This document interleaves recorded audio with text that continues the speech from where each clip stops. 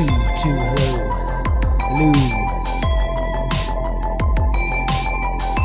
Hello. Hello, check.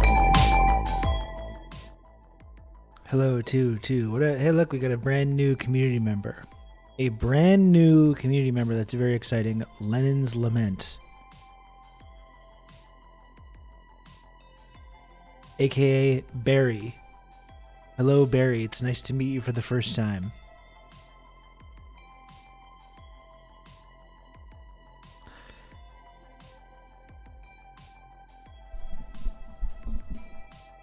How's everybody doing? Barry, you say. That's right. How is everyone doing? Hello. It's nice to see you. I once again thought about taking the day off today, and then I said, you know what? Fuck it. We'll do it live. I'm really tired. I had one of those nights, so... Barry, your last initial doesn't happen to be O, does it? We got the president of the Choom Gang himself, Barry Obama, joining the community. Wonderful. So like yesterday, I got a full night of sleep, and I was just tired and lethargic all day anyways.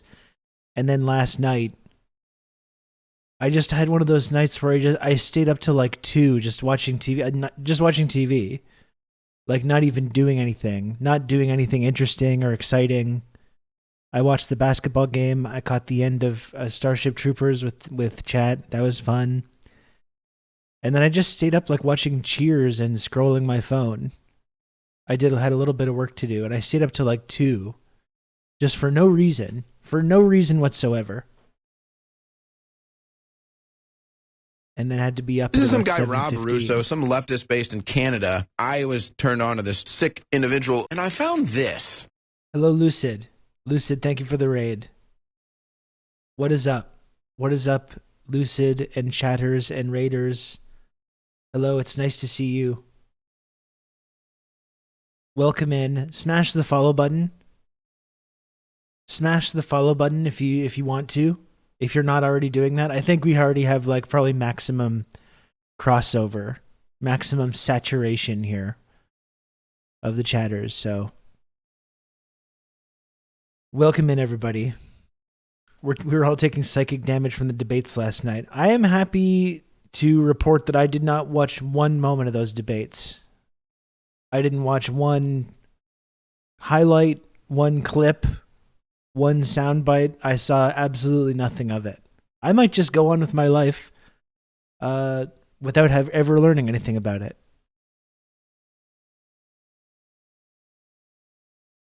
I might just not learn anything about what happened in the debates last night. Did anyone win?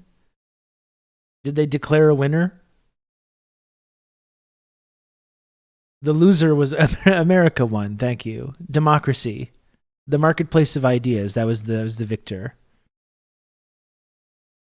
TLDR, Israel good, Hamas bad. Well, good. I didn't need to tune in because obviously that's the editorial line of this program as well. So I just watched 5 Republicans talk about ending the world over an island that produces semiconductors. Good. So everything's just going according to plan then, I guess. Very nice.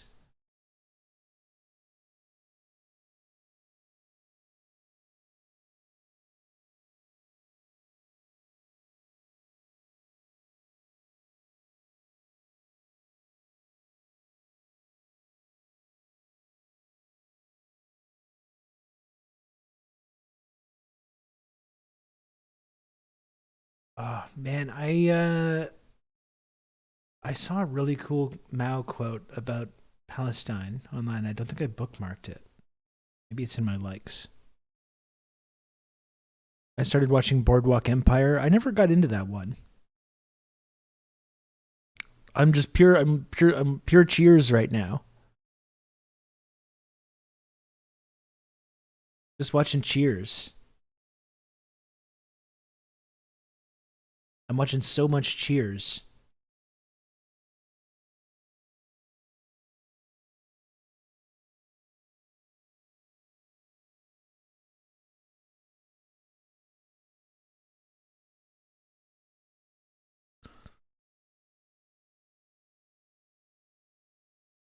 I knew the genocidal rhetoric was coming, but it was still not very fun to hear, even for the purposes of mocking it.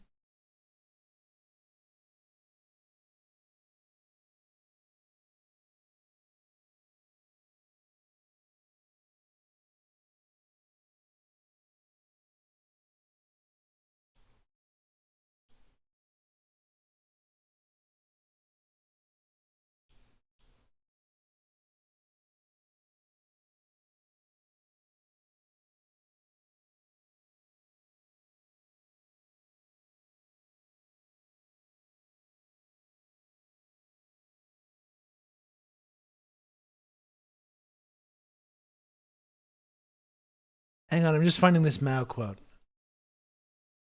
I'm actually tracking it down. I'm not just mindlessly scrolling right now. Okay, I promise you that.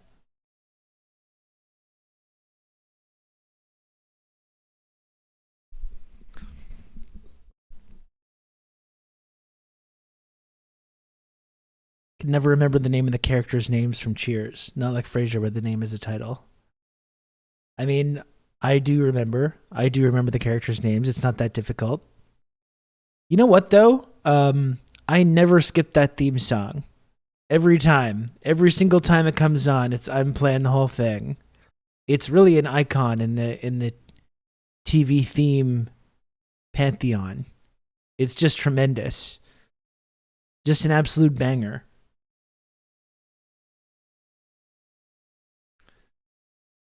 Woody Harrelson literally played a guy named Woody. Exactly. It's easy. You got Coach there in those early seasons.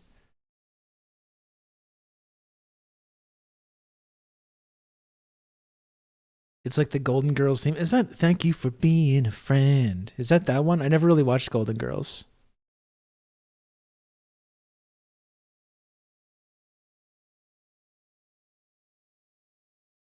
I've been really enjoying Shelley Long's performance in those first couple seasons. Like it's not Shelley Long fell into that classic trap that I think some actors get into when they get onto a successful sitcom and they're doing a really great, getting all kinds of acclaim and praise, and they don't want to be pigeonholed into like sitcom actors, so they leave and try and break out into other things, and it just never really works. You saw the same thing with MASH, actually, with Henry Blake. That's why they wrote the Henry Blake character off the show. And he never really did anything even remotely approaching the popularity of MASH, and same with Shelley Long. She did a couple movies in the 80s. She did a couple things, but never was able to kind of recapture that kind of like A-list magic she had. And she's so fantastic. The chemistry with Shelley Long and Ted Danson in those early seasons is just great. They just from right away, episode 1, they nail that chemistry, and other sitcoms have tried so hard to try and replicate that, and it's just not easy to do.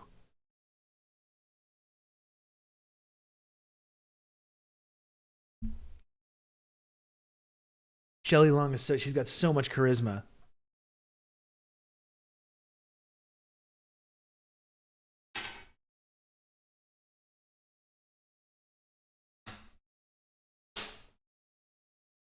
Hello, Netlocked. Let me just eat my little sandwich here.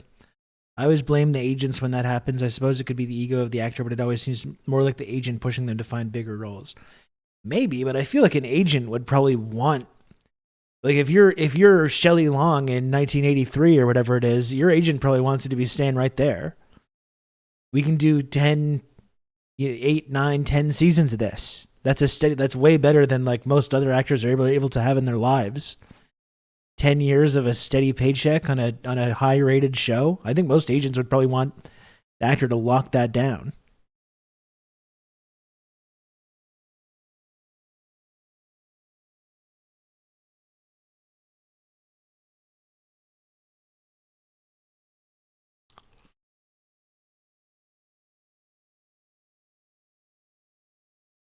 My son discovered what a laugh track is last night. I didn't realize he's never really watched a show with a laugh track before. It's weird how sometimes you don't even notice it. Like I've been watching MASH as well. That's how much of an old guy I am now. I'm just watching Cheers, MASH, and Columbo. Those are my 3 shows right now. My stories.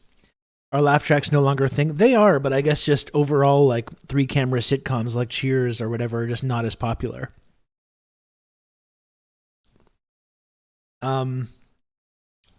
But it's weird, MASH, because like, MASH has a laugh track, but I didn't even notice. Like I watched like 8 seasons of it, and then one day I was like, oh yeah, there's a laugh track here. And like you barely even notice it.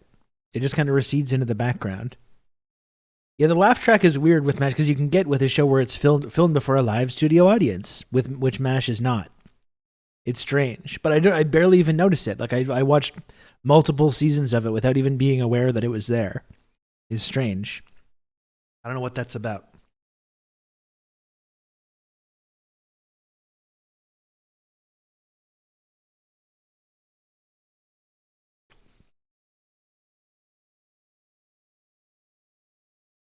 No, they don't pause for laughter. No.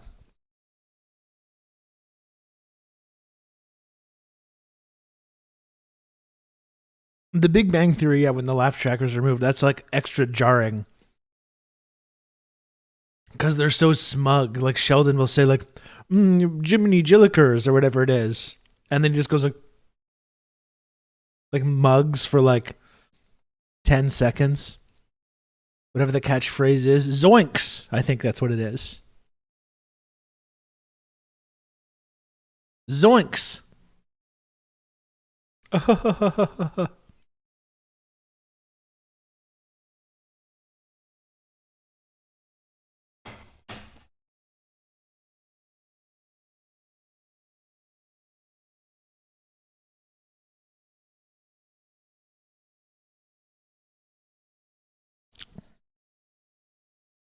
Famous Sheldon catchphrase, Jiminy Jillikers. That's right.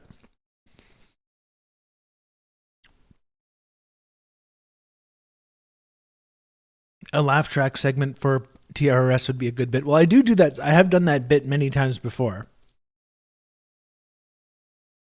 I have done that. That bit always goes over well.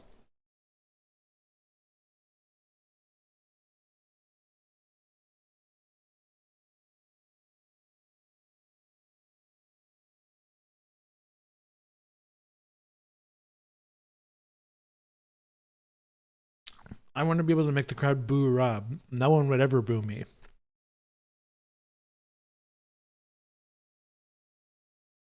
It would break immersion. No one would. It would break immersion. No one would ever believe it. Famously, no one ever gets annoyed or mad about the things that I say on here or online. People unanimously agree when I give takes on things. They say, you know what, I may not agree, but I'll defend the death your right to say it, sir.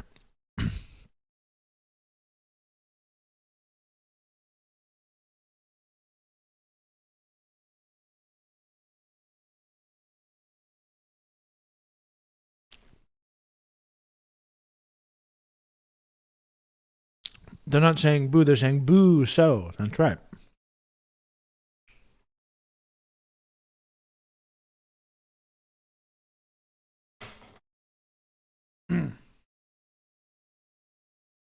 They're saying Rube.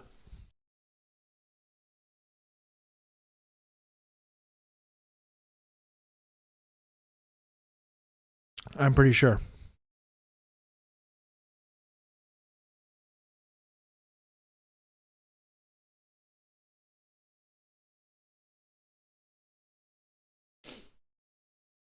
Ugh. Look what I got today.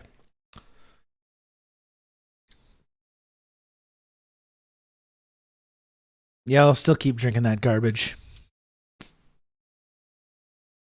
I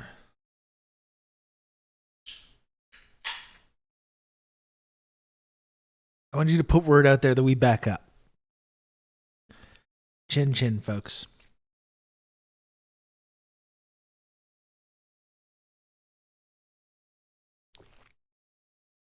Oh, that's good. I wish I knew how to quit you.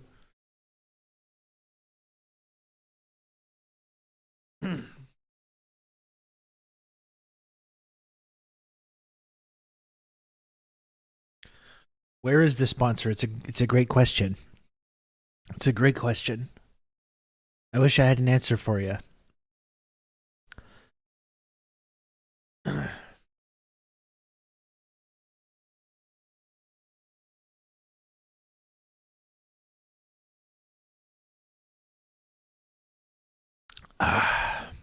Oh,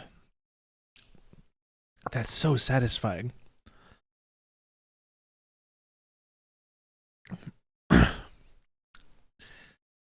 I couldn't even stop drinking it if I wanted to.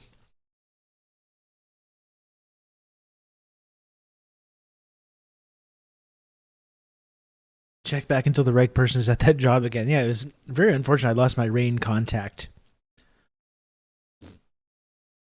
Excuse me. I got to just start peppering them with emails and calls.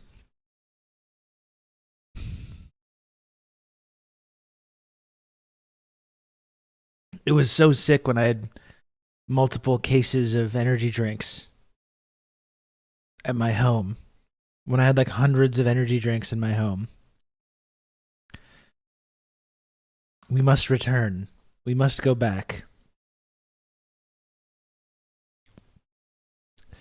Gonna go on stream one day with the Rain snapback, sunglasses, and hoodie. I'm actually in my officially sanctioned TRRS tracksuit today.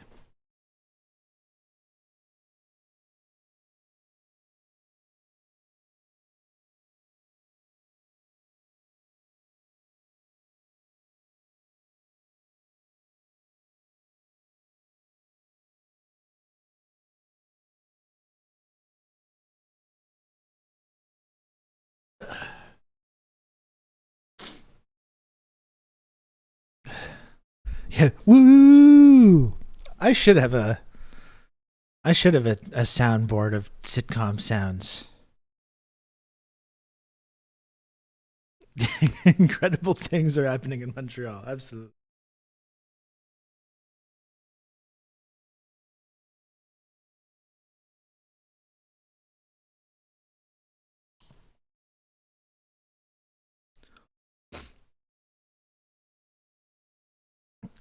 It should be against the law to support that much drip. I agree. And maybe it will be at some point, you know? We never know.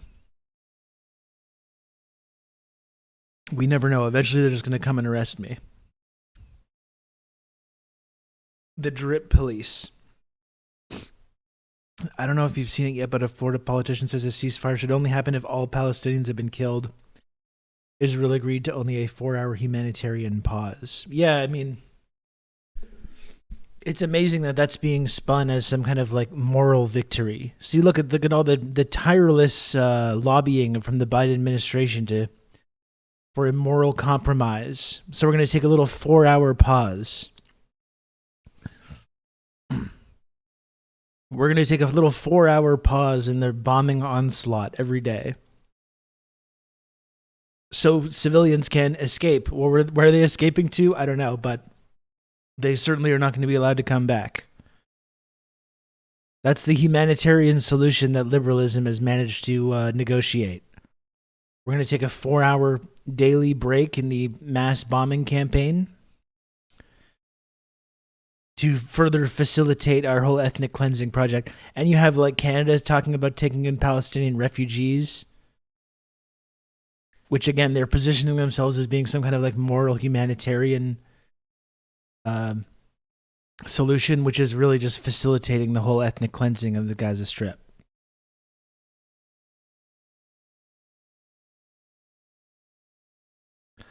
Norm tweeted that Ben Shapiro is a, quote, know-nothing that is, quote, defecating higher than his arse.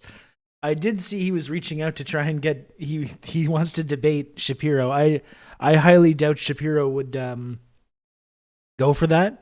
I'm sure it would actually, I genuinely try to avoid those, but that is a debate I would probably end up watching because I imagine it would be very entertaining. It's interesting because Ben Shapiro loves the IDF so much because similar to the IDF, Ben Shapiro's not capable of actually debating anybody that's not like a college student. Similar to the way that the IDF isn't actually capable of fighting an actual war. They're just capable of like dropping bombs on little kids. No wonder Ben idolizes the IDF so much. By the way, I got to say thank you to Diego. Thanks, Diego, for gifting a sub just when we were getting started to our new friend Lenin's Lament.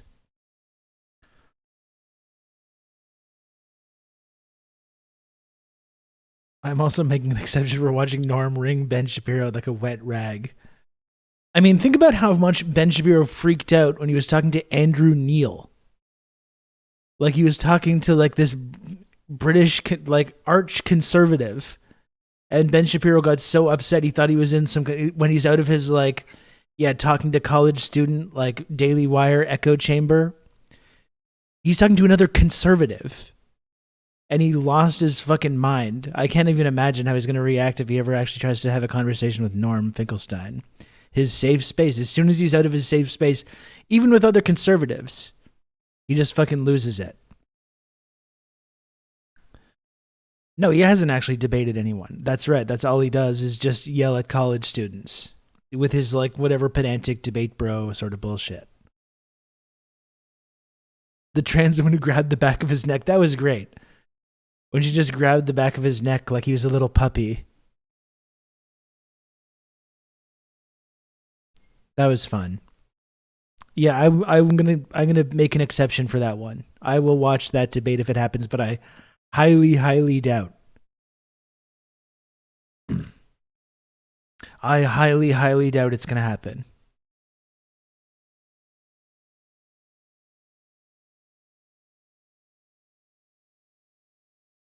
Remember the whole like daily like Ben Shapiro when he's emerging thing, the whole New York Times. He's the cool kids philosopher. Remember that? The New York Times said about Ben Shapiro, the cool kids philosopher. That's really something else, isn't it?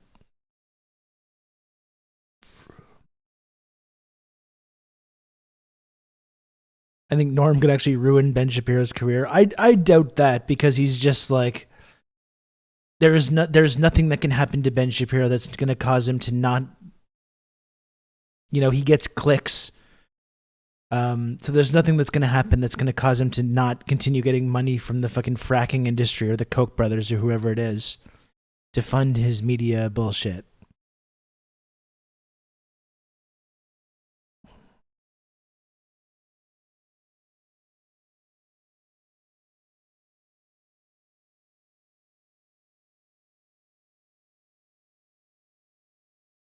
Kind of the way Slavo caused Jordan Peterson to lose a lot of cachet. Well, I mean, I guess that's part of it. But like, it's not like Jordan Peterson has gone away, but he did kind of lose what mainstream credibility he might have had. He did kind of lose a lot of that. So maybe that's something that would happen.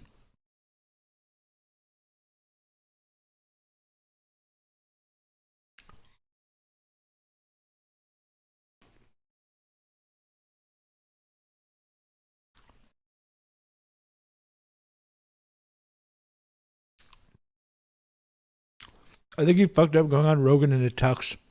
What was with that? This man makes some truly bizarre fashion choices. What a weird guy.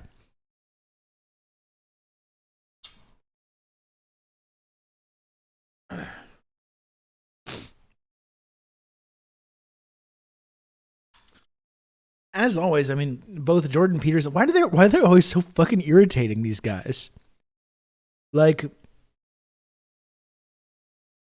it's so painful for me to listen to either. You talk about either Jordan Peterson or Ben Shapiro. It's so painful for me to listen to them, even for just like a few minutes. Just not even the content of what they're saying, which is also repugnant, but just their voices and personalities. The idea that anyone's just sitting around listening to like a whole like 3-hour Ben Shapiro podcast or willingly watching one of these debates with this guy, it's just like, what is wrong with you? God damn. Norm is also painful to listen to, but I like his oratory style.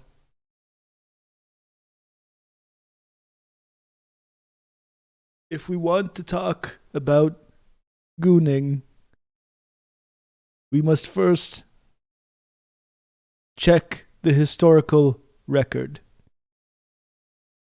And I am quite confident that I have a firm grasp on the history of gooning.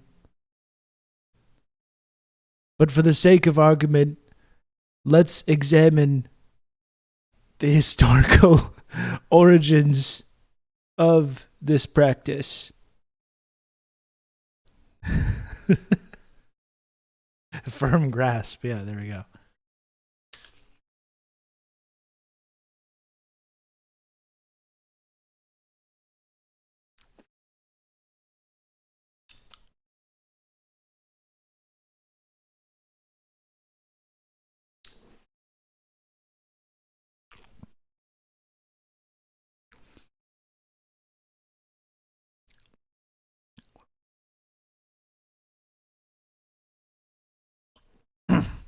I'm going to take the intellectual origins of gooning firmly in hand.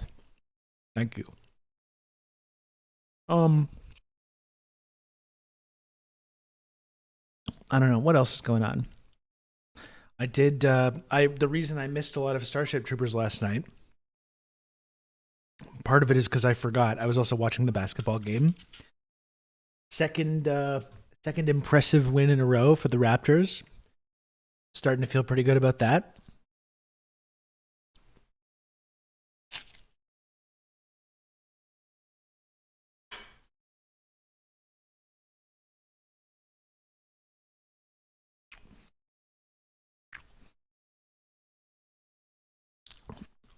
I do. I'm a little depressed about the whole, coming winter. It was snowy today. Really snowy, cold. Gets dark at 4:30. But I'm happy to have my sports ball back, though. I got more sports ball than I know what to do with.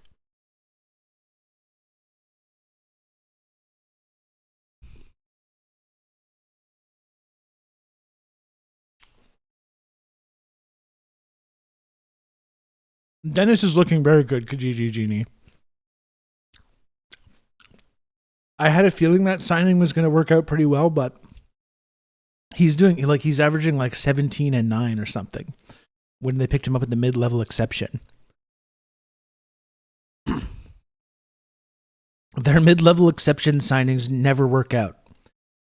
So it's amazing that it worked out. They took a lot of criticism for letting Fred VanVleet just leave without signing or trading or doing a sign and trade or getting anything back, but picking up Dennis Schroeder was a nice move.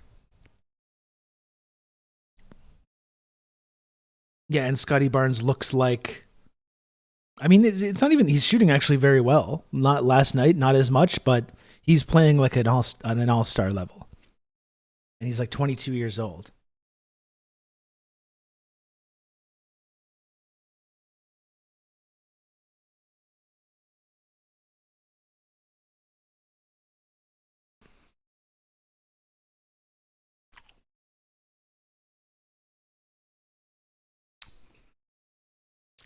My Turkish NBA League Pass isn't working anymore for watching Bucks games. I'm getting blacked out.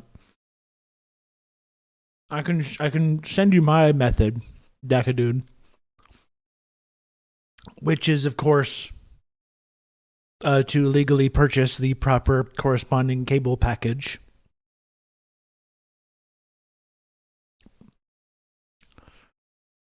Happy for Nick Nurse's success in Philly. No, I'm not. No. I'm not happy about it. I'm petty. I'm extremely petty.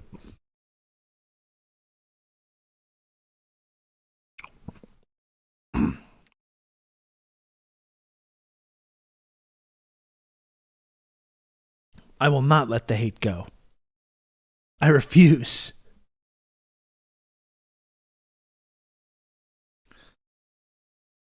Oh, I don't hate Nurse. Listen, Nick Nurse coached them to their one and only championship. So I will always appreciate him on that level.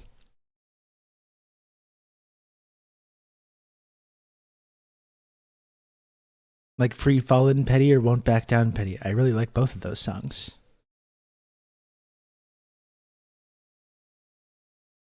And more Learning to Fly, Petty, I think. Learning to Fly, I really enjoy that one.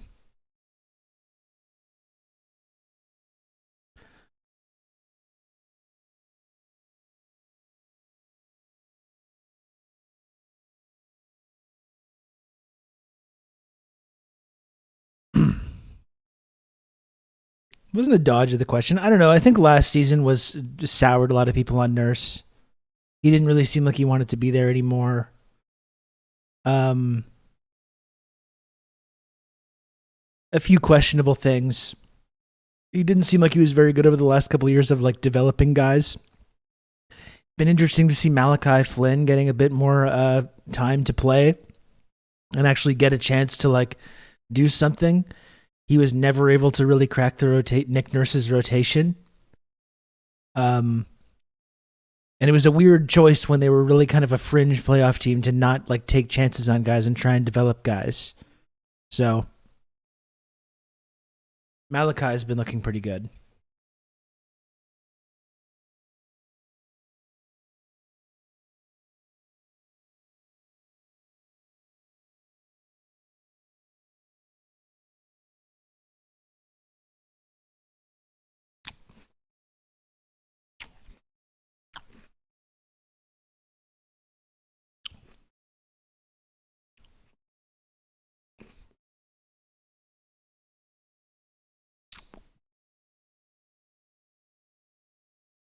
Potential to be a government-induced riot here on Saturday, with Tories actively goading far-right groups to attack pro-Palestine marches.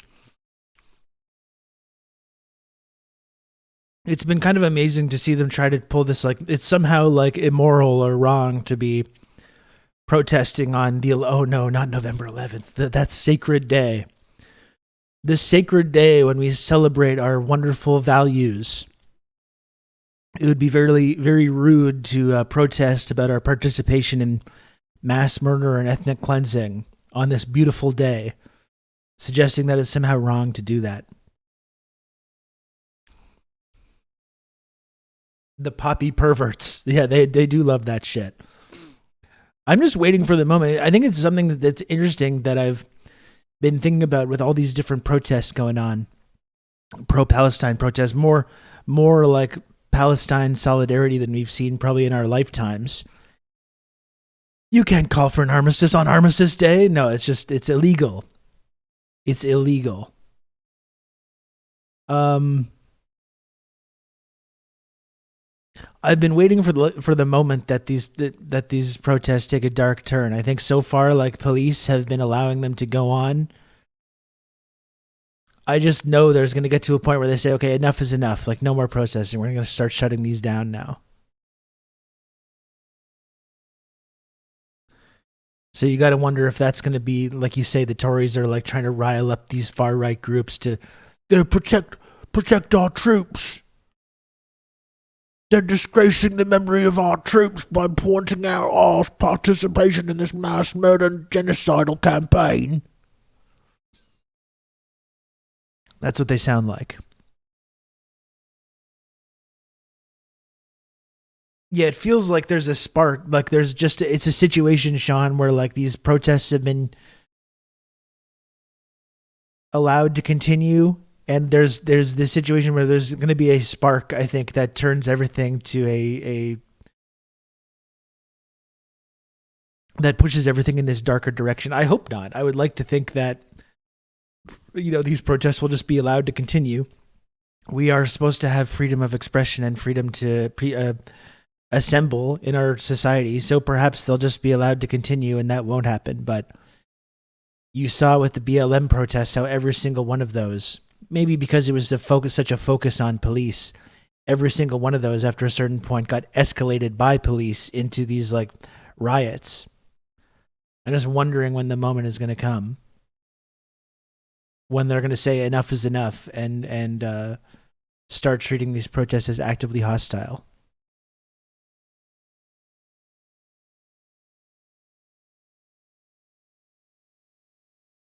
Especially as the election ramps.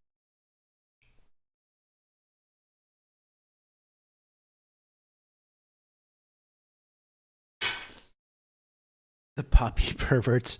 I haven't seen any. One of our classic Canadian media activities, as they like to do, is become the poppy police, and doing the whole bit from Seinfeld. Who's wearing the ribbon? Why are you not wearing the ribbon? They're start doing that with poppies. Our objective journalists in this country start making little lists of who's wearing poppies and who's not. I haven't seen much of that so far.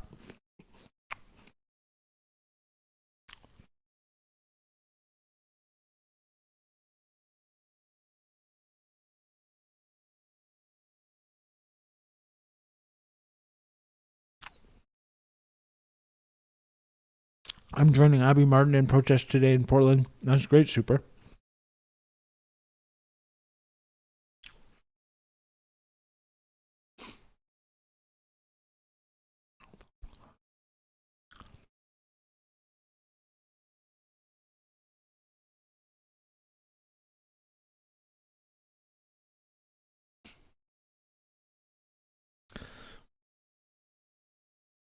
I don't see them doing anything about the marches, but I'm guessing the crackdown on direct actions will escalate. Well, that's for sure. I mean, they're not going to allow any disruption to the capitalist machine. They're doing it now. They want to pass a law to make this protest a crime in the UK, as we're seeing in France and Germany as well. And kudos to everyone that's continuing to protest in spite of that. And we're seeing the criminalization of certain things. I mean, that's the thing. That's the alarming thing, right? Slowly narrowing the scope of like what we're allowed to say and what we're allowed to talk about and how we're able to do this advocacy. Sure, have your protest, but now if you say from the river to the sea at the protest, which we now understand is a hateful and anti-Semitic and genocidal slogan, now you can't do that. You know, you can't show any images of paragliders. If we find an image of a paraglider on there, oh boy, then it's that crosses the line into supporting terrorism. Because you can't ever celebrate the idea that people escaped from this Gaza prison camp on these paragliders now that it's been linked to the rampant, indiscriminate violence of October 7th, which is, of course, becoming more and more clear by the day that there's way more going on with that story than what was initially what we were initially led to believe.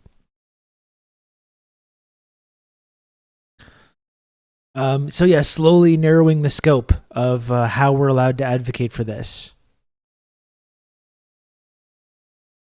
I think something that everyone should be really alarmed by.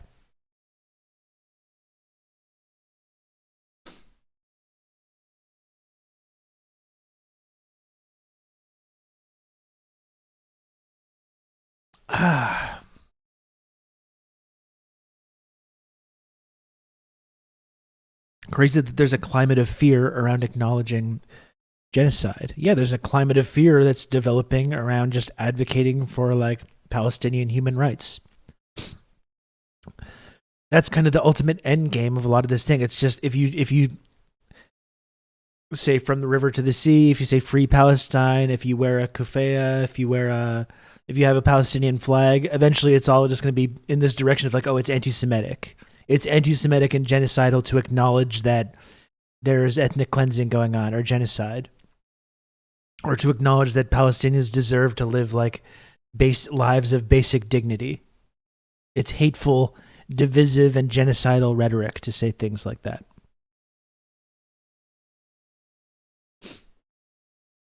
Between the sea and the Jordan River, okay. Between the river and the sea, not allowed. No.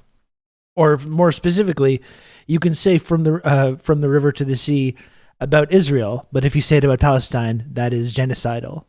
And even when the people like the Israeli representatives are openly talking about the genocide and bragging about it, that's still not genocidal. But if you say from the river to the sea, Palestine will be free, you guessed it, anti-Semitic, genocidal.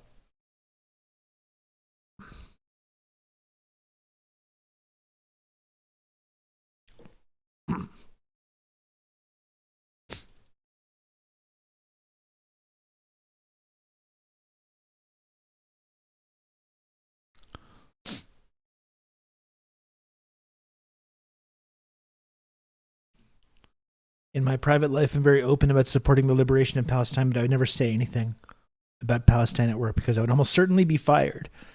I mean, yeah, I mean, it's crazy how this climate has happened, and it's like we're made to feel like we're being paranoid or we're crazy for being like, this is not okay.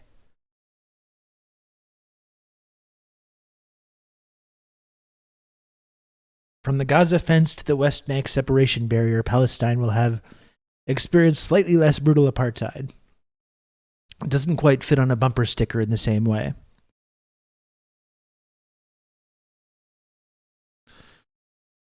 From the river to the sea, we will all work together in harmony. What about that? Maybe that's allowed. We'll go and run it by the list of like media people and college professors and just make them write down all the scary words and phrases so we know what not to say. And then they're going to listen to what we have to say.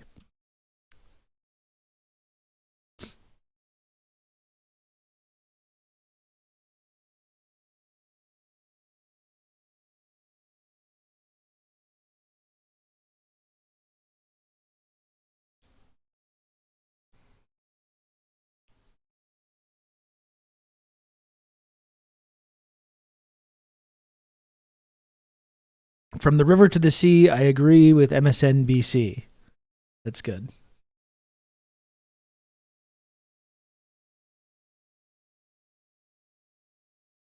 Surely no one will get mad at that.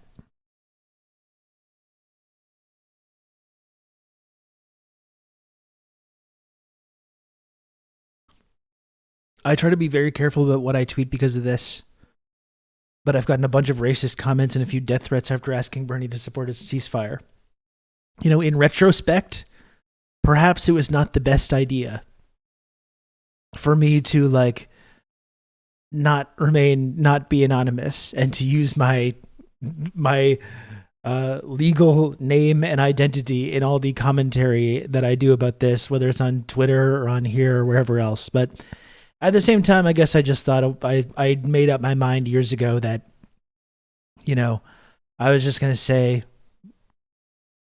talk about the things that I want to talk about and just not worry about that too much.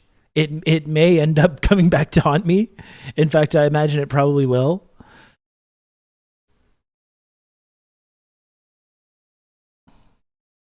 No, this is your alias. You have a different legal name. That's right.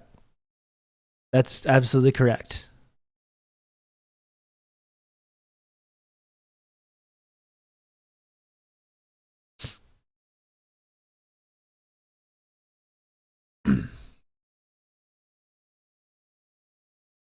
I found this. I don't think I've ever seen this. We got our man Michael Parenti talking about how imperialists often reverse the role of victim and victimizer to promote a false narrative. Something Malcolm X talks about a lot as well. Let's take a look. Now, the trouble with that paradigm is that it turns history on its head. It reverses the roles of victim and victimizer. It reverses the roles of usurper and usurped. It reverses the roles of murderer and murdered. If you really want to know the killing and the bloodlusting, just read what the Germans did in Southwest Africa. 80,000 Herero tribe. Cut down 60,000 of the 80,000 killed, and the other 20,000 put into slave labor. Just read what the British did just about everywhere else, from Ireland to India. Just read what the French did in Algiers and Indochina. Just read what the Portuguese did in Mozambique and Angola. Just read what the Spaniards did in Latin America. Just read what the U.S. did in Central America. The pacification by U.S. Marines in Haiti. The killings and the slaughter in the Philippines. Whole villages, men, women, and children put up on the rails of bridges and shot down until rivers were clogged with bodies, done by U.S. troops to pacify whole provinces. Just read about the killings. Just read about what the Italians did in Libya. Read about all that. And by the way, when I say these people, the French, the Americans, the Germans, whatever else, I don't mean the ordinary people in the country. They were the ones conscripted and brought in to do this killing for the ruling interests of that country. There's no movies about that. I was raised on the movies that said the opposite. Now, when you kill and you plunder a people, you have to do two things, ideologically and psychologically speaking. You have to There's no number, deny Super. the humanity of your victims. They're subhuman. They're moral inferiors. John Wayne, in one of his horse operas, I quote, "There's humans and then there's Comanches." It says it all. I mean, it says it all. There's humans and then there's Comanches. Now, when I was a kid and I watched that movie, I just said, there's humans and then there's Comanches. The second thing you do is you ascribe all your crimes to them. You deny your own inhumanity and you accuse your victims of doing to you what you are doing to them. And that, by the way, always an what admission. you are seeing every night, Always projection. News, a variation of that on the reports from El Salvador too. You saw imperialism in action, and what it was always is a wagon circle. It could be a wagon circle or a fort or an encampment. It could be in the American West, or it could be in the Sudan or the Transvaal or in some Asian jungle or someplace. And inside the encampment are the human beings, the white people. They're usually Americans. And they're very nice looking, and they talk, and you feel sympathetic for them, and they're really nice, and they smile, and they work hard, and they go along, and you get the human quality of them. And outside come the swarthy hordes. Red hordes, screeching Indians, Redskins, or yellow, or black, or brown. The swarthy hordes come, and they attack the nice human beings. And the wagon train then turns into a wagon circle. And the white men know what to do. They level their rifles and they begin to kill large numbers of these human beings. Does everyone know this paradigm? Have you ever seen a movie like that? And the question comes up is, why are the swarthy hordes killing the nice white people? Is it to protect their lands and their herds and their townships and their families and their children? No, they kill them because that's just what they like to do, because they're bloodlusting, killing, and they like to come charging in. And they display this tremendous, almost suicidal courage, which, by the way, in the context of these movies, is not even defined as courage. If that kind of behavior was done by one of the white human beings, that would be called very courageous. But done by them, it's just further manifestation of their crazed, bloodlusting, subhuman, not caring about life as they come along and they are mowed down in these great numbers. Occasionally, a white will get, with plaintive music, an arrow or something. Joe, look what happened. And everybody stops and they kind of pull it out and they nurse him. Or maybe one of the lesser characters will be killed to register upon the audience the savagery of these fanatical killings of these people, that we began to raise questions about the war. And then we began to question the leaders that produced that war. And then we began to question the system that produced those leaders. And that's what troubles them. The ruling class rules, but it does not rule quite in the way it wants. The power of the people is still there, and they are very conscious of the limitations of their power. So what we have to do is mobilize, agitate, educate ourselves, organize, fight back, talk back in every possible way we can. That's the end of my lecture. It's interesting. Like when you start seeing that dynamic, you see it everywhere. And that's what we've been talking about lately, right?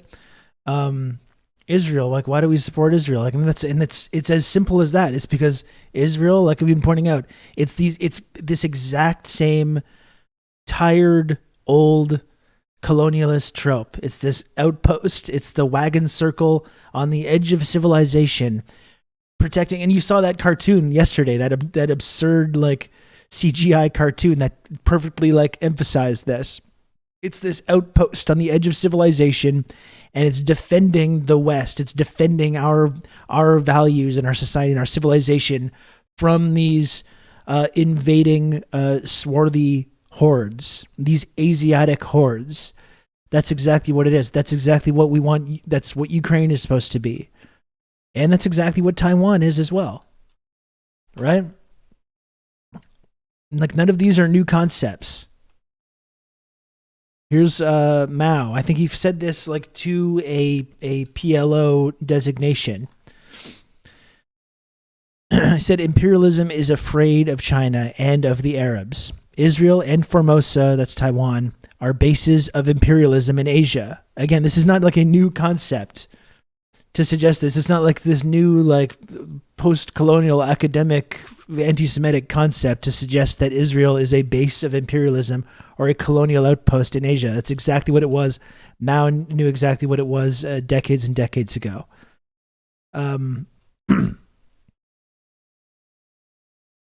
You are the front gate of the great continent, and we are the rear. They created Israel for you and Formosa for us. Their goal is the same. Asia is the biggest continent in the world, and the West wants to continue exploiting it. The West does not like us, and we must understand this fact. The Arab battle against the West is the battle against Israel. So boycott Europe and America. O Arabs. You know, it's interesting how this has been like, we sometimes forget that, you know, it's been like identified in this way for, you know, decades and decades ago. It's not some new phenomenon, and which exactly is another in the long list of reasons why we need to like read theory and understand what these leaders were saying at the time.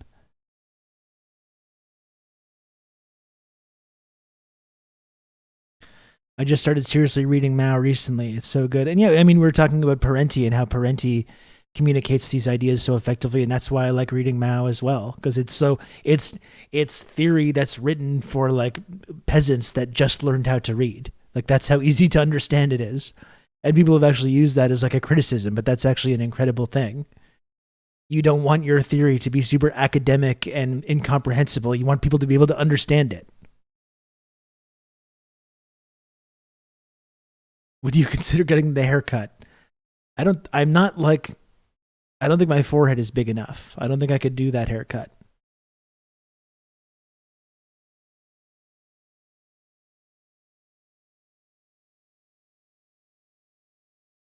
There's so much historicity around all these things. Nothing is new. It's just so vehemently repressed. Well, definitely super. I mean, that's been the interesting things about like starting to read theory and stuff like that, is you realize how, like whether it comes to like Marx and Engels or On Authority or any of these things, and all this bullshit that we debate about, like on Twitch with the whole debate brosphere, the anarchist versus social democrat debates, or whatever it is. And it's just like, you realize all these debates were had decades ago, and it was all settled, and we figured out the answers, and we figured out who was right and who was wrong, and you just have to read it in the book, and then you don't have to engage in any of that anymore. Would you consider wearing the Deng swimsuit? Yeah, I would. I would try that on.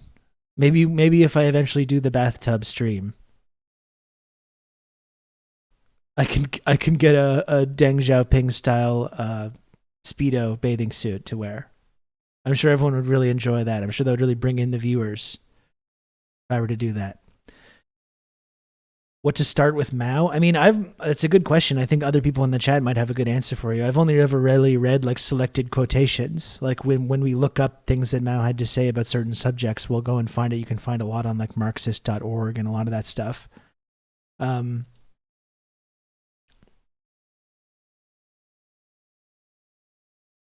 Is the world ready for Deng Speedo Rob hot tub stream? I'm going to go ahead and say no. I don't think so. I don't think the world is ready. I know I'm not ready.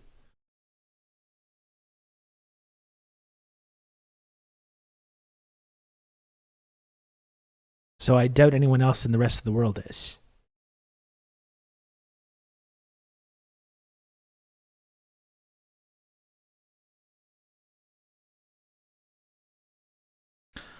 I don't know. I got to bring this up because this is about Montreal and Concordia, where I went to school.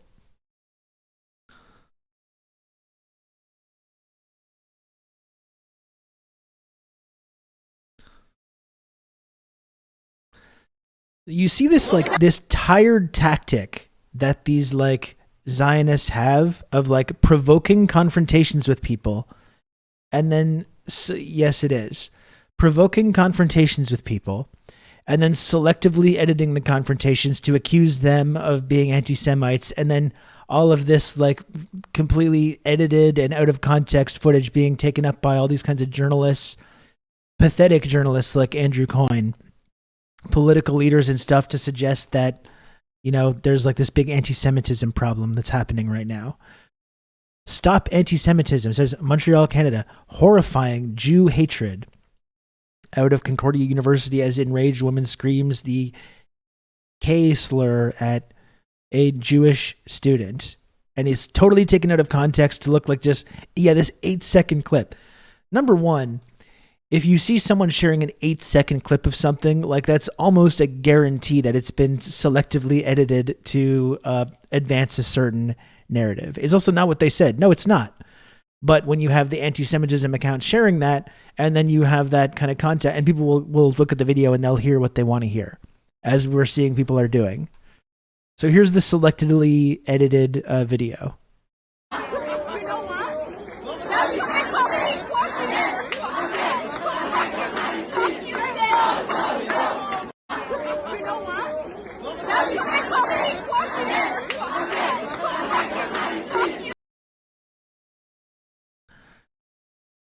So Stop Anti-Semitism frames that as being like this, she's screaming a slur. She's just this this angry Arab woman just being anti-Semitic toward a kindly, innocent Jewish person on the campus who doesn't even go to the school. Like, it's not even a student. It's literally like a Zionist agitator just showing up to Concordia, where they don't tolerate that. Like, Concordia goes very hard about this. Concordia does not fuck around with standing up for Palestine and Palestinians, and they don't tolerate this kind of bullshit on their campus. So it's just someone that doesn't even go to the school, just showing up to provoke exactly this kind of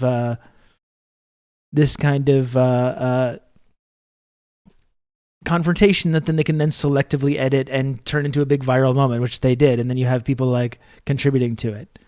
Here's the longer context. When this woman,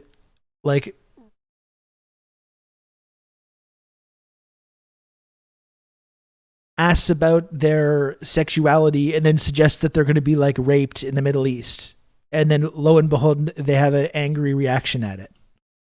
Why does it matter? You know what?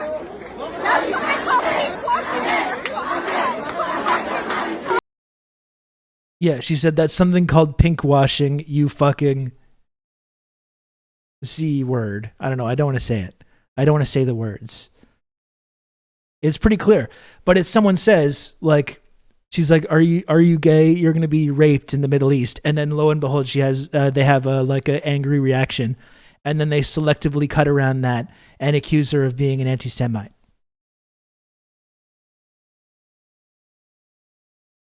See you next Tuesday. That's right. And then you have dumb fucks like Andrew Coyne.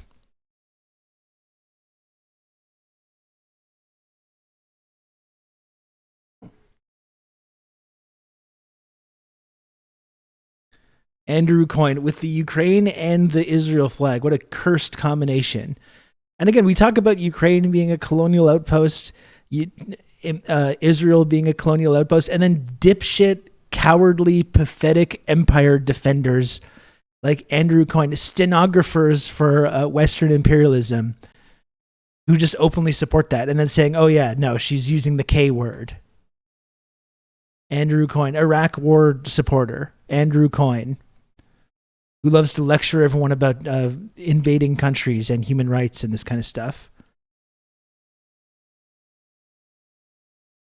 Give them 6 months and the Taiwanese flag will also be there. I mean, a lot really depends on the ability of China to avoid. So much of our future depends on China trying to avoid Taiwan turning into the next flashpoint in this kind of ongoing geopolitical struggle. And like we've been saying, I would hope that anyone in Taiwan, even people that are have these more pro-Western tendencies or don't want to be part of China or whatever it is, I would hope that they're paying close attention to how it worked out for Ukraine to act as a Western vassal state and a parking spot for Western imperialism and military bases and missiles. I would hope that people in Taiwan, even people that are sympathetic to that, are seeing that.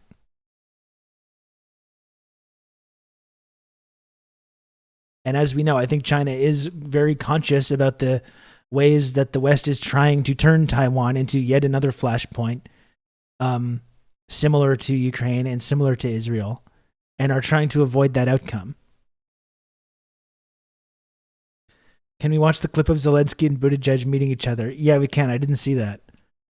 Further video evidence from Concordia shows quite clearly that this woman, likely not a student, was harassing and making taunting gestures at several pro-Palestinian students. She's definitely not some scared, harassed victim. This is, and again, look at that Parenti clip. Like, this is what they do. They go on the offensive. They try and outrage people. They provoke people. They try and create these kind of conflicts, and then they say, "Oh, I'm the innocent victim." It's so fucking pathetic. Whether it's on a college campus or whether on a geopolitical level, you see Israel doing the exact same thing, provoking, right, on a larger scale, on a geopolitical scale versus a smaller personal scale. You're provoking a reaction through your own belligerence and your own violence, provoking a reaction, and then when the reaction happens, you say, "Oh, I'm being victimized. I'm being victimized." It's so pathetic. There's nothing more pathetic than this.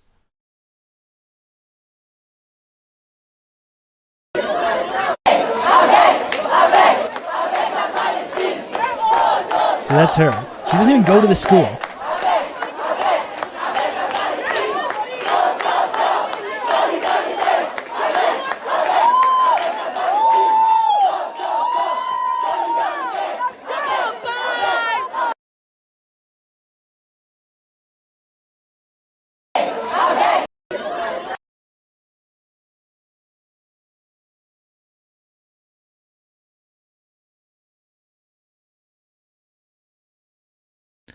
The U.S. flying B-2 bombers or surveillance planes near China or DPRK.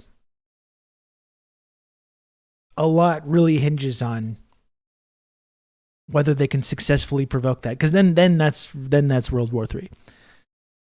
Here it is. Here's the moment. Hold on, wait. Let me get some musical backing.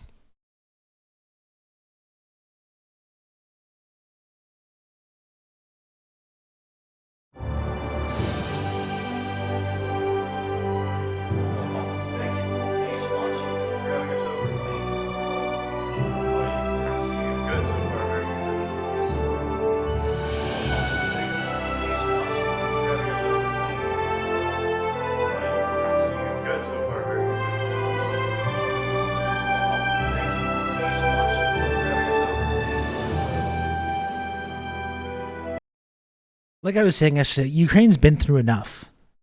Now you're making it even worse. Now you're just adding insult to injury. They already wrecked their own country at the behest of NATO. They lost a bunch of their territory despite their assurances that was not going to end up happening. And now you're sending this dog-killing psycho over there.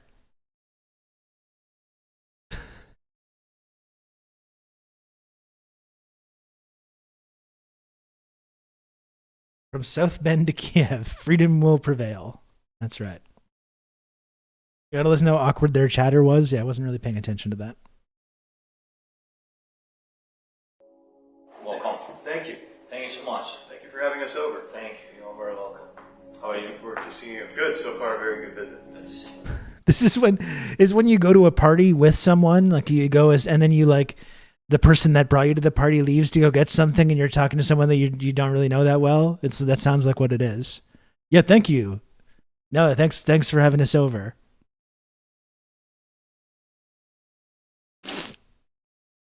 Zelensky has to realize he's fucked up. They're sending this rat-faced ass over here. Seriously, it's like they used to get Biden, Blinken. Now you're getting the C team.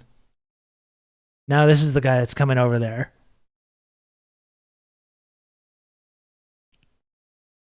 Imagine thinking America won't sell you down the river at a moment's notice. I mean, that's what I mean. It's like you can look throughout history and see countless examples of this.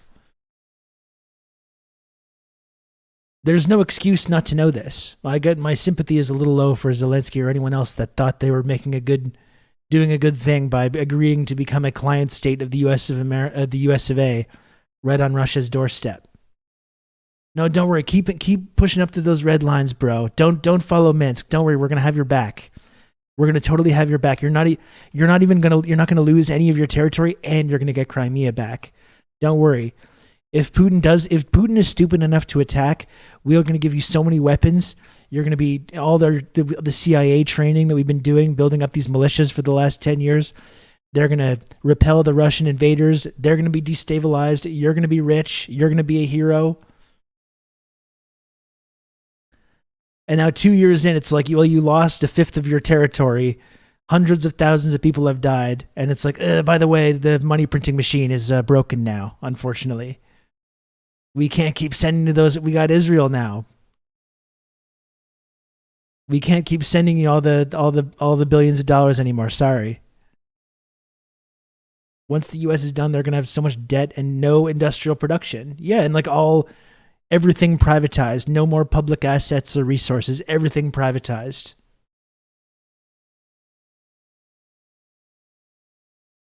We can't send money. We can send super soldier Pete. I saw a really funny statement from the U.S. being like, we're going to make sure that China is not involved in the rebuilding of Ukraine. And it's like, they won't be. They're going to be involved in the rebuilding of eastern Ukraine that's not part of Ukraine anymore. They're going to leave the West to America and BlackRock and all these like vulture capitalist shock doctrine psychos. China's probably going to be involved in rebuilding the eastern regions that are now no longer under their control, thanks to America's advice. Like I've been saying, this didn't need to happen. Like those regions would still be part of Ukraine if they had never continued provoking Russia over and over and over until this invasion happened. Now that's gone.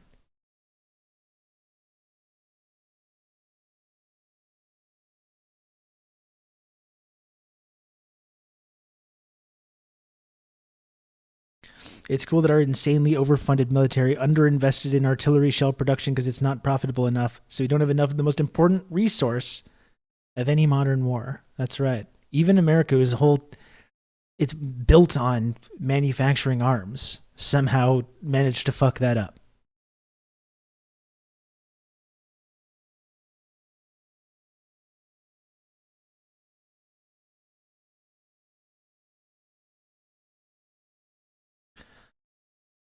I think Zelensky will end up making a deal with Putin and end up dictator of what's left in Ukraine, but that's not even an option for him. If he even tried to do that, he would be gone in a moment's notice.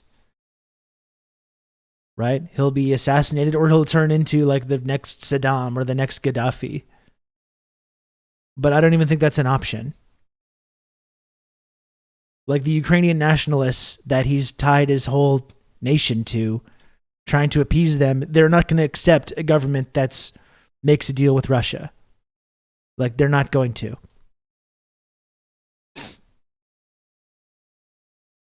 There is explicitly anti-Russian, their whole like nationalist project that they've been working on for like decades now.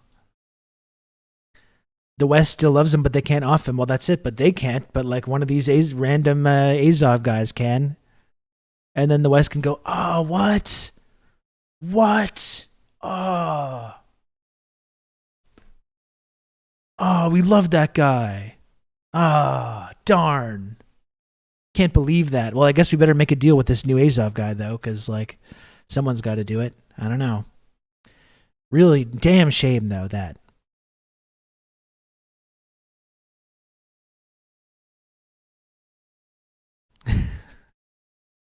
It is a cursed photo.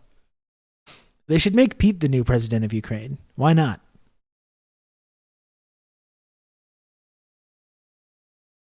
Just like he won in Iowa. He can win the next Ukrainian presidential election whenever that happens. And Juan Guaido VP. Why not? Give him. He needs something to do. If we can light up this gymnasium, we can light up a town. We can light up Kiev. Or Kyiv, excuse me. Kyiv. Mayor Pete is now the viceroy of Western Ukraine. Who says no? You can count on me. You're going to have good old Rob to talk you through all this. Light up that brunch patio, baby. Absolutely. Midwest Manitoba, thanks for 5 months. Tier 1. It would be fun to see Juan Guaido popping up other places. You're going to see him pop up in Florida pretty soon. Who could have seen that coming? A Nazi assassin? Who knew Nazis were in Ukraine? No one told us about this. We had no idea. We just had no idea that that was going on.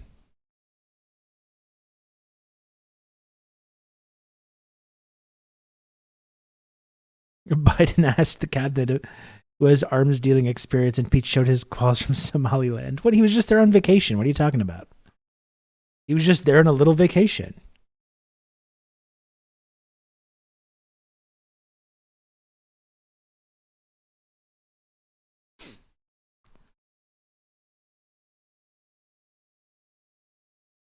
He just went on a nice little trip, okay?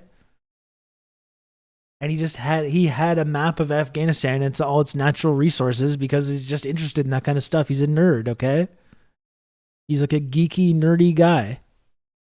He likes to study about natural resources in countries that America is attempting to destabilize and overthrow. That's all. It's bad to learn things now, according to Chad. It's bad to learn about things. Okay, noted. The foreign resources wonk. Beto skateboards uninterrupted across the world in solidarity with Ukraine. I would like to see that. I think he should do that. Well, this is the other angle of that. Yeah, Midwest Manitoba. Thank this brave man Zelensky. Only he had the foresight to drain American coffers so they couldn't support Israel to their fullest extent after October 7th. Anti-imperialist hero. Volodymyr Zelensky. He's doing like the whole meme where he's like taking all the arrows and protecting somebody.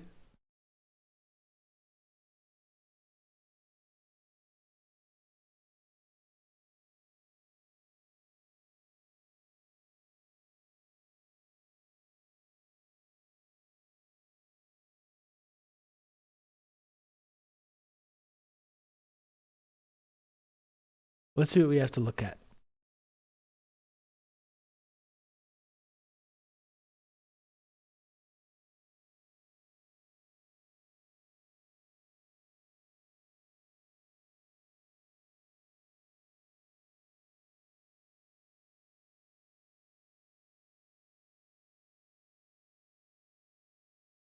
Okay, this looks great. Look at what we got on Breakthrough News. What a resource Breakthrough News has been over the years. Oh, and that reminds me too, I've got to reach out to VJ. We need a new system. We need a new society. We need to We got demand VJ that which Prashad may have sounded impossible even a few weeks ago. on But it's Breakthrough not News only with Brian Becker. realizable, but an imperative necessity. And before we get started, folks, I'll just remind people, I've been leaving these reminders till later in the stream lately, but I'll just remind people, though, before we start watching this lengthy video featuring friend of the stream and my personal friend. Sorry, I was reading Red Star's comment. Solidarity with brother Fred.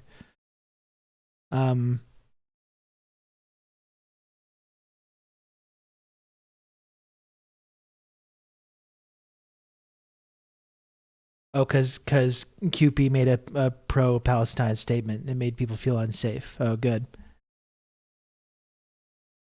I'm trying to read comments and talk at the same time, okay?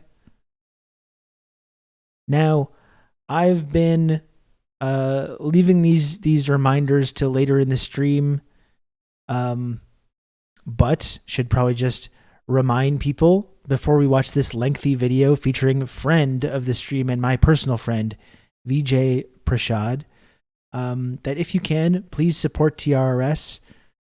I would really appreciate it. The only way that I'm able to do this program every single day, folks, which some of you seem to find valuable in some way. Don't ask me why, but some people seem to find it valuable. Some people find the community valuable.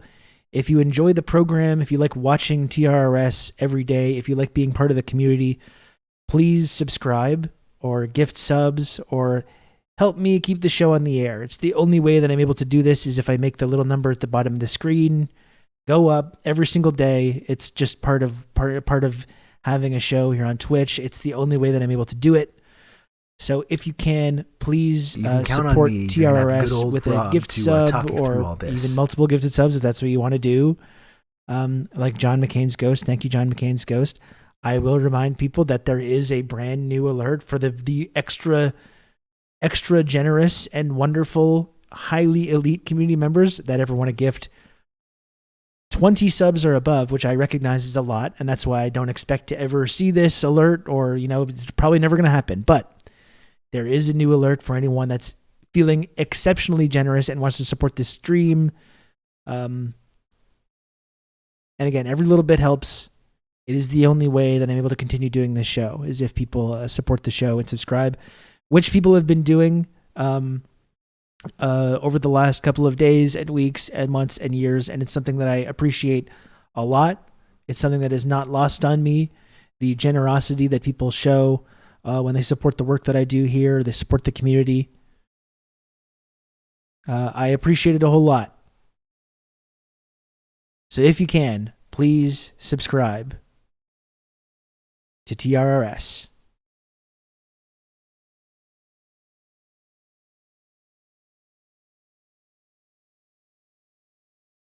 I felt really bad when an anonymous chatter did do the donation that it didn't work because it was anonymous. I did feel pretty bad about that. That was a mistake. Okay?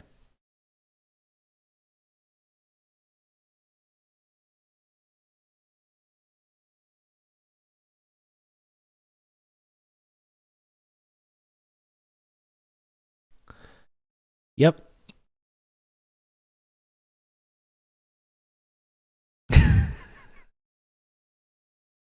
Jesus. Okay, well, I guess let's move on to the video.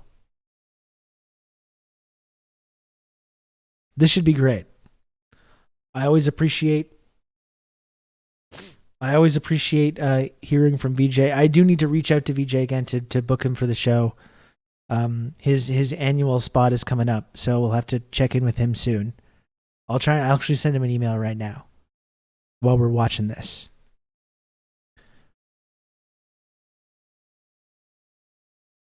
Here we go.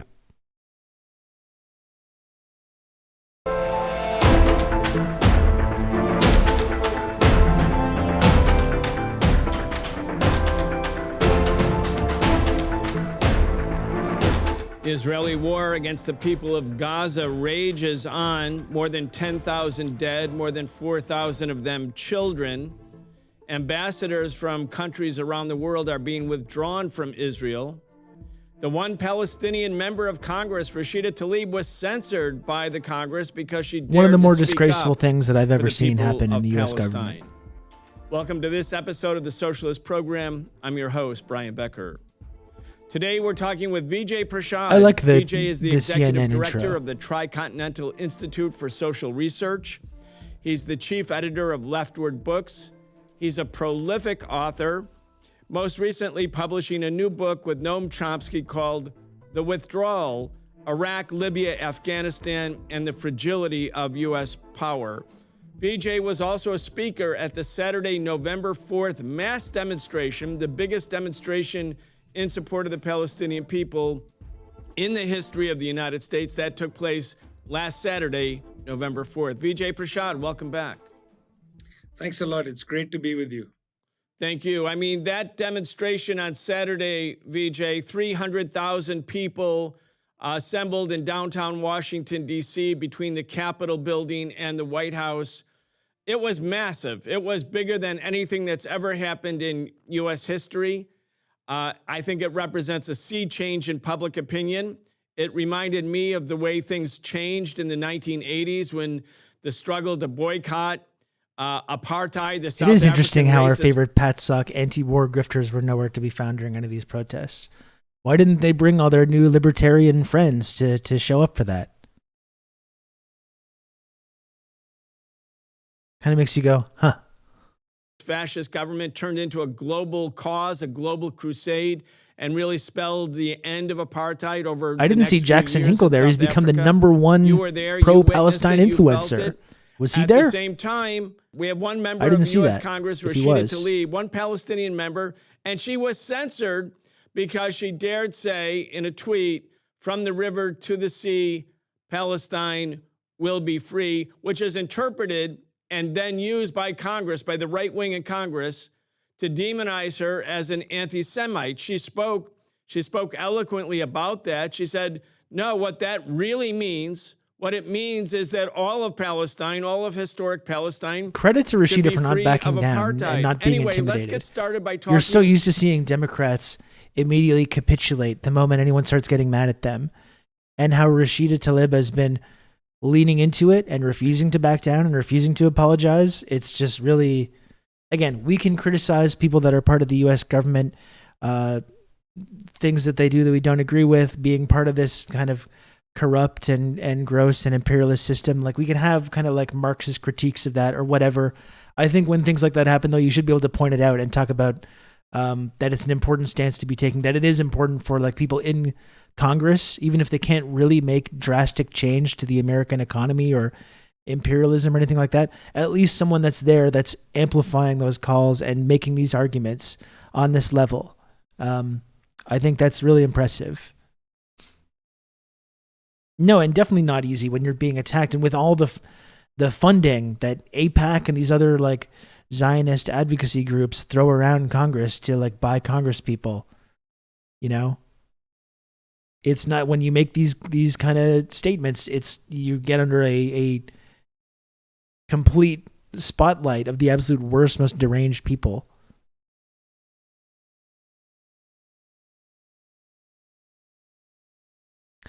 Shame on Bernie for not showing Rashida and Palestine full solidarity. Well, and the thing is, Bernie's trying to have it both ways too, where he did a tweet talking about his friend Rashida Tlaib and trying to defend her. But it's like, meanwhile, his position on this is no different from the Biden administration. So it's like, what, you know? You can't really have it both ways. And it wasn't, Ilhan's statement about this was really good. Defending her, I agree. That was nice to see. About the new era that we have clearly entered in the last 4 weeks. Well, Brian, when the various Palestinian factions crossed the border of Gaza with the rest of Israel and attacked the Israeli positions, that event itself caught a lot of people by surprise, not least, of course, the Israeli military, which apparently, only 4 years ago killed 200 Palestinians who tried non-violently to march to the fence in the Great March of Return. The Israeli military then killed 200 people marching non-violently, this time caught unawares. But in fact, that event, that day's events of October 7th, has not only changed the situation in Gaza as far as the Palestinians of Gaza are concerned. They've been under Cori Bush has been good. bombardment. Even AOC, I don't think has been great. I mean, I talked about the other day when she said that she would fund the Iron Dome if it came up again. She's always been squishy on this to an annoying way. I mean, she's been better than most people still. I mean, she's still has trying to be supportive of Rashida Tlaib and has been calling for a ceasefire. So hasn't been a complete disappointment, although it's been kind of disappointing in a number of other ways. But I think she's still there as well,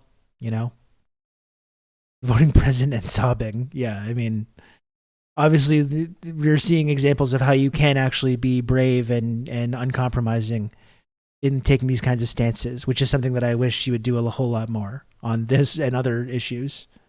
For 4 weeks now, but in fact, it's changed the relations in the region. The balance of forces in the region greatly changed. In the period leading up to October 7th, it seemed to, at least to me, that there was a kind of inexorable rush to normalization of Arab countries with Israel. In the 1970s, Jordan and Egypt, under pressure from the United States, made a peace agreement with Israel that was seen to some extent as an outlier. But then in 2020, in a, I think, pretty interesting stroke by Donald Trump, he announced the Abraham Accords, where Bahrain, Morocco, and the United Arab Emirates normalized with Israel. This was also quite a stroke. I mean, there was a price to be paid for this by other people. In other words, the United States It was quite a stroke, but enough about gooning. legalized, as far as the US was concerned, the Moroccan occupation of Western Sahara as part of this deal. There was arms deals involved and so on. Well, the pressure was now on Saudi Arabia. Would Saudi Arabia normalize, with Israel? And the U.S. did something It is a interesting. big reason There why was this the Abraham Hamas Accords on attack one timing is side, very and suspicious. then the next year in 2021, the United States began to assemble another bloc. This bloc is called I2U2. The I2 being India and Israel, I, and then the U2 being the United States and the United Arab Emirates. These four countries were brought together in a bloc to think about increasing trade relations, building some sort of trade corridor between them. Not the United States, but at least the other three, India, Israel, and the United Arab Emirates, but overseen by the United States.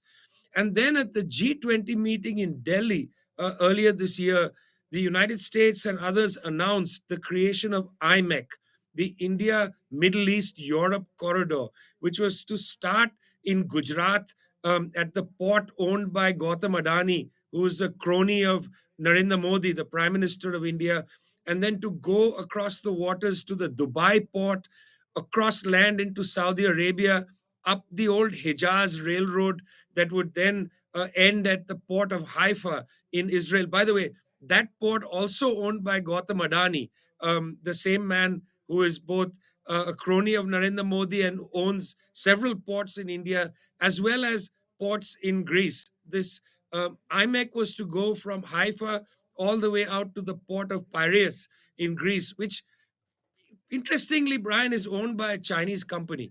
But nobody wanted to talk about that. They believed this was going to be an alternative to the Belt and Road Initiative of the Chinese. This was going to isolate Iran and so on. And if indeed IMEC had come into play, building on the I2U2 project, this would have been, if Saudi Arabia didn't want to formally normalize with Israel, this would have been de facto normalization with Israel. That was there the day before October 7th. When October 7th happened and Israel began its pretty grotesque bombardment, genocidal attack against the Palestinian people, over 10,000 dead, as you say, as we talk, half of them children and so on, the equation has changed in the Arab world. It is now really impossible for even a monarchy, an absolute monarchy like Saudi Arabia, to normalize with Israel at this point, and perhaps for some time to come, because the people in the Arab world have a completely different opinion now. They're not going to allow, whether de facto or de jure normalization. People are very upset. It's people's being upset, by the way, that also mobilized 300,000 people to come to the streets of Washington, D.C. They didn't come there necessarily because they have a political opinion about Israel or about Saudi Arabia or even the Palestinians. People are upset by what they are seeing and hearing, the number of children killed and so on. And Rashida Tlaib's tweet and then her statements are also motivated by the facts of what's happening in Gaza. This is not motivated necessarily by any prior project. You got to leave space in politics for people to be moved as human beings when they see, a place like Gaza, 2.3 million people squashed into a very small region. When you see people being treated like this, bombed like this, civilians not allowed to move around. I remember, Brian, in the US war in Mosul against ISIS. Dr. Maga, do you mean Hakeem Jeffries or Richie Torres? Because he's the one that's going after the NYC DSA. But yeah, AOC is so scared of what her constituents would do if she so much as says Palestinians have the right to self-determination. Just look at Richie Torres and Hakeem Jeffries. Jeffries fucking repurposed the infamous George Wallace segregation quote for Israel. Richie Torres is just a psycho. Like, he talks more about protecting Israel than he talks about stuff that's happening in his own constituency. And like I said, this has been an ongoing thing with AOC, and we've talked about this. I think, when she was campaigning, she referred to what was happening at the Great March of Return as a massacre. And then as soon as she was elected, she was asked about that statement and immediately said, and walked it back. There was the whole thing with Jeremy Corbyn when she said, "Hey, Jeremy Corbyn, hello, nice to meet you." And people were like, actually, he's a dangerous anti-Semite. And instead of being like, "No, he's not," she immediately was like, "Oh, whoa, hey, whoa, I'm so sorry. Let's meet and hold space for this for everybody here in this situation." So obviously it's something she's been very squishy on, probably has a lot to do with the constituency. At the same time, though, if you're an elected official, like, that's what you're there for. If you're actually a progressive, whether it's unpopular or not, whether you're going to get reelected or not, when you have a chance to take a firm stance on the right side of history or something, that's those moments when you have to do it, regardless of what the consequences are.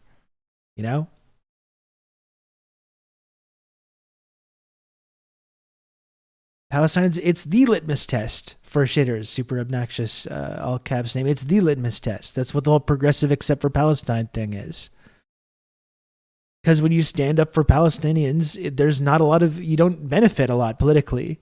People, you get attacked, they campaigned against. Groups like AIPAC will fund, opponents to primary you. They'll fund attack ads. It's not easy, but you have to do it because it's the right thing to do, whether it's easy or not.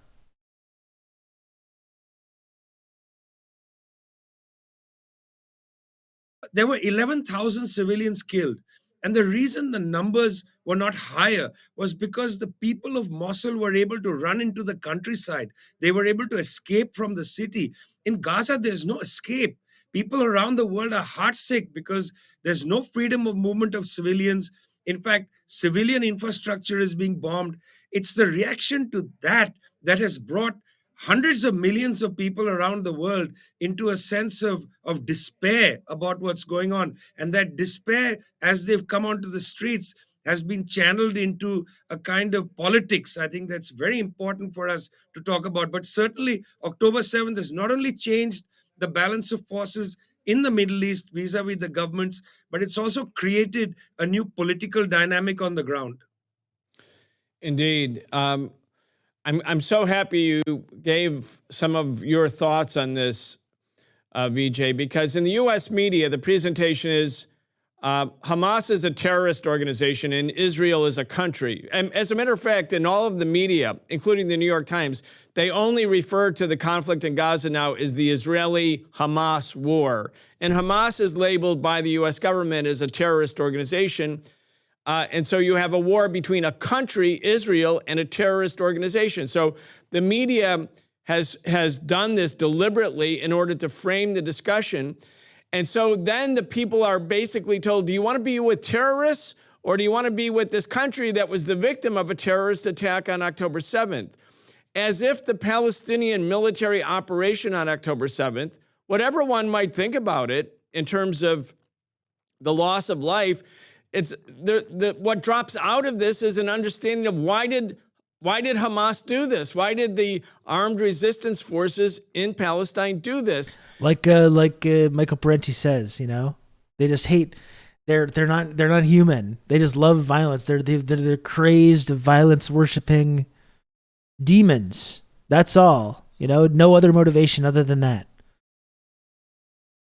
According to our media. This? Why did the armed resistance forces in Palestine do this?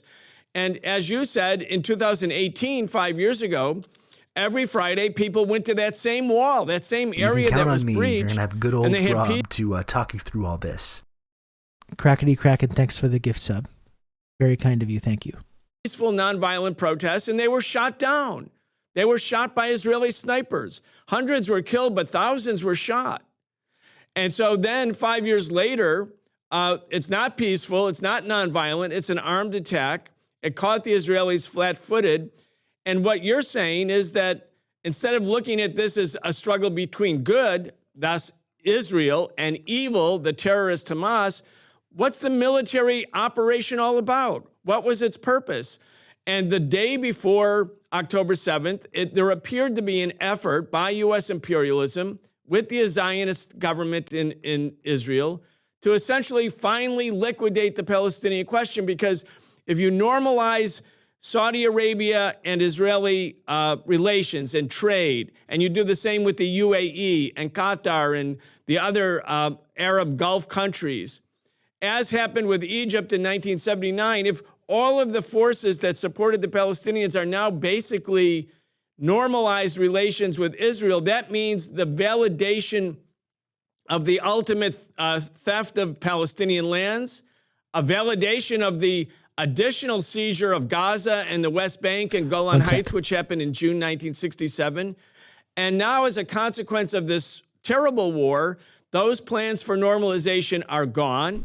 Obviously, Hamas felt this was a do-or-die moment for the Palestinian cause. And again, we're not saying this because we're camp followers of any tendency or faction or party in the Palestinian resistance. That's up to the people of Palestine to decide who their leaders are, but to understand what is this struggle all about. Again, I want to, just before I go to a clip, we have a clip from the Harry Truman Library, which I think is so useful. I mean, Rashida Tlaib is censored. The only Palestinian member of Congress is censored by a vote, I think it was 234 to 188. She's censored. A number of Democrats crossed over, voted with the Republicans to censor her because she said, from the river to the sea, Palestine will be free. Now, that means that she, as a Palestinian, and I think all Palestinians think that the Israeli project isn't anything other than an example of ethnic cleansing and of taking people from their homes and their villages and replacing them with other people.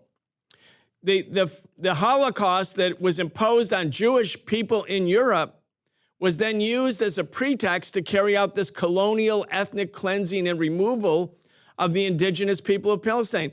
I want to go to the Harry Truman Library to give people a historical perspective. Harry Truman was the president in 1948. He's a Democrat. This is when the Nakba, the liquidation of, or the creation of the state of Israel takes place. And this is clearly a colonial project. Listen to how Harry Truman actually talks about it back in 1948. Or how Mao talked about it, like he showed. We had several other people in the country, even among the Jews, the Zionists particularly, who were against anything that was to be done if they couldn't have the whole of Palestine and everything handed to them on a silver plate so they wouldn't have to do anything. It couldn't be done. We had to take it in small doses. You can't move 5 or 6 million people out of a country and fill it up with 5 or 6 million more and expect both sets of them to be pleased. I mean, from the river to the sea, that's 6 million people. Harry Truman says, well, we're going to clear them out. Okay, they lived there for thousands of years. These are their ancestral homes. These are their lands. We're going to just kick them out and replace them with other people. And Truman says, well, it's not easy. You know, people are not going to be too happy about that. And then, I don't know if you picked up on this, VJ, but the map says Palestine. The map says Palestine there. That's the map that Harry Truman was using. They knew exactly what they were doing. It's a cynical manipulation of the terrible trauma and Holocaust and genocide imposed on Jews in Europe by fascism, using it to basically carry out a fascist-like ethnic cleansing of the indigenous people in Palestine. And again, the U.S. was never motivated by altruistic reasons. I mean, yeah, that's right, Rob. Most European Jews would undoubtedly have preferred. He did indeed go to the UN presenting a map with no sign of Palestine before October 7th. That's been the absurd thing about the whole from the river to the sea debate, which is that that's exactly what Netanyahu and the ruling class in Israel want. They want one state from the river to the sea called Israel that does not have Arabs or Palestinians in it, or in any, that do not have any representation. That's exactly what they want. They're not shy about saying that. Yet when you say from the river to the sea as part of a pro-Palestine statement, you're accused of like genocide support and anti-Semitism or whatever. Yes, we do, Orb Lady. After watching more of Brian Berletuk's videos talking about the Hamas attacks, I think I'm more on board that Israel, U.S. allowed these attacks to happen to disrupt the normalization between KSA and Iran pivot from Ukraine and take advantage of the still strong U.S. Navy. I don't think Hamas is fully controlled, but I think Israel looked the other way. I mean, I'm definitely on board with the idea that similar to 9/11, like that at the very least the attacks were used as a pretext to carry out like what they already wanted to do, which is an even more barbaric and murderous kind of ethnic cleansing project. I guess some of the part of what I find confusing about that is like there was a normalization going on with Saudi Arabia and Israel at that time, which was in U.S. interests and Israeli interests, and that's kind of totally out the window now. I can't believe Hamas wants to take Poland next. They should, frankly. So I don't know. The stuff that I'm interested in learning about is like exactly how many casualties the IDF was responsible for, not just allowing it to happen. But I saw this like helicopter footage that they released of like these Apache helicopters on October 7th that were just like firing indiscriminately on that whole music festival. The whole narrative about Hamas just paragliding in there and just indiscriminately shooting people, I do not think is true. Like whenever we talk about that, I don't want to sit here and suggest that Hamas did not kill any innocent people or didn't do anything bad. I don't believe that, but clearly there's a lot of evidence that the IDF was responsible for at least some of these civilian casualties, either by bombing or shelling these like homes, these kibbutzes where people were hiding. And like, yeah, like they have Apache helicopter pilots that couldn't make out who was a Hamas and who was escaping and who was a civilian, and were just indiscriminately firing on crowds at this music festival.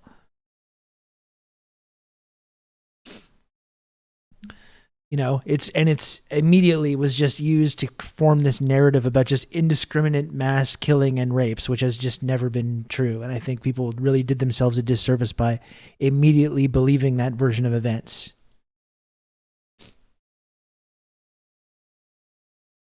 So yeah, who knows Dakadoon, like how much they knew about it ahead of time, how much they didn't. It's certainly been used to accelerate their sort of genocidal plot to ethnically cleanse the Gaza Strip even further and to cement their stranglehold over all those lands. That's indisputable. Like I said, I think there has been downstream side effects like destroying whatever hope there was of normalization with Saudi Arabia, which I think was one of their goals. So who knows? But there's certainly a lot more to this story than what was initially reported to us. I'm going to say Apache helicopters do a little more damage than a few dozen guys with AK-47s. Well, and I saw like footage of the cars that were removed from the festival as well. And the cars are just completely burned and bombed and totaled.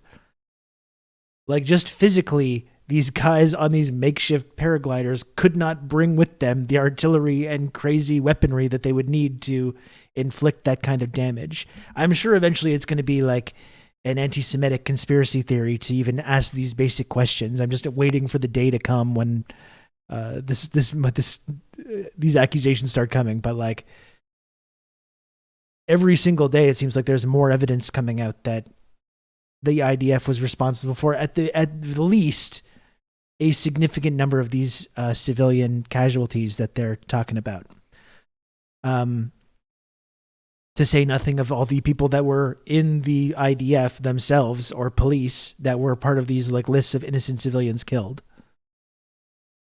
But Rob, that woman in New England is terrified of paragliders now. Why aren't you centering her fear and trauma? I'm sorry. I apologize to Orb Lady and the community. It's very scary. You can't talk about paragliders now. It's too scary. It makes people feel unsafe. You can't possibly celebrate what many people, not me, but what many people would describe as an incredibly fucking cool thing when people board these makeshift paragliders to escape from the concentration camp where they've been held for decades.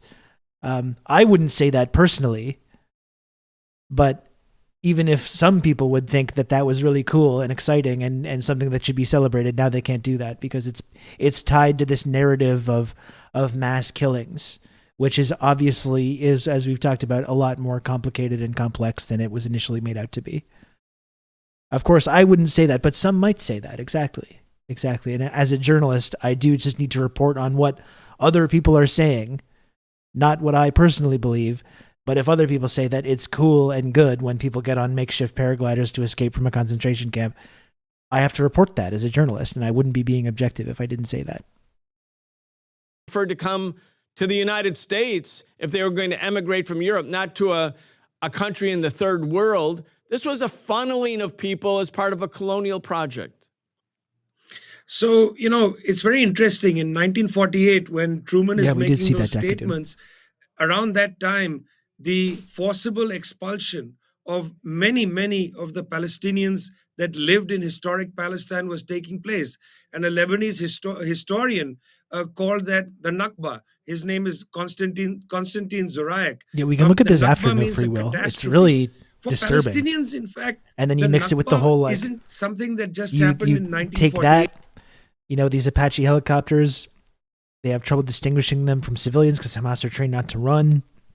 They're opening fire without waiting for orders or against orders from their superiors.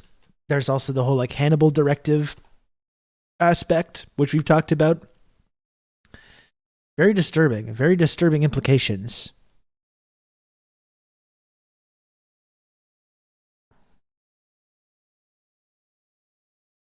The other thing I never hear mentioned is how the concert goers were all young people who looked like they were in their 20s and probably all trained by the IDF and were at a concert that was located in close proximity to a military outpost.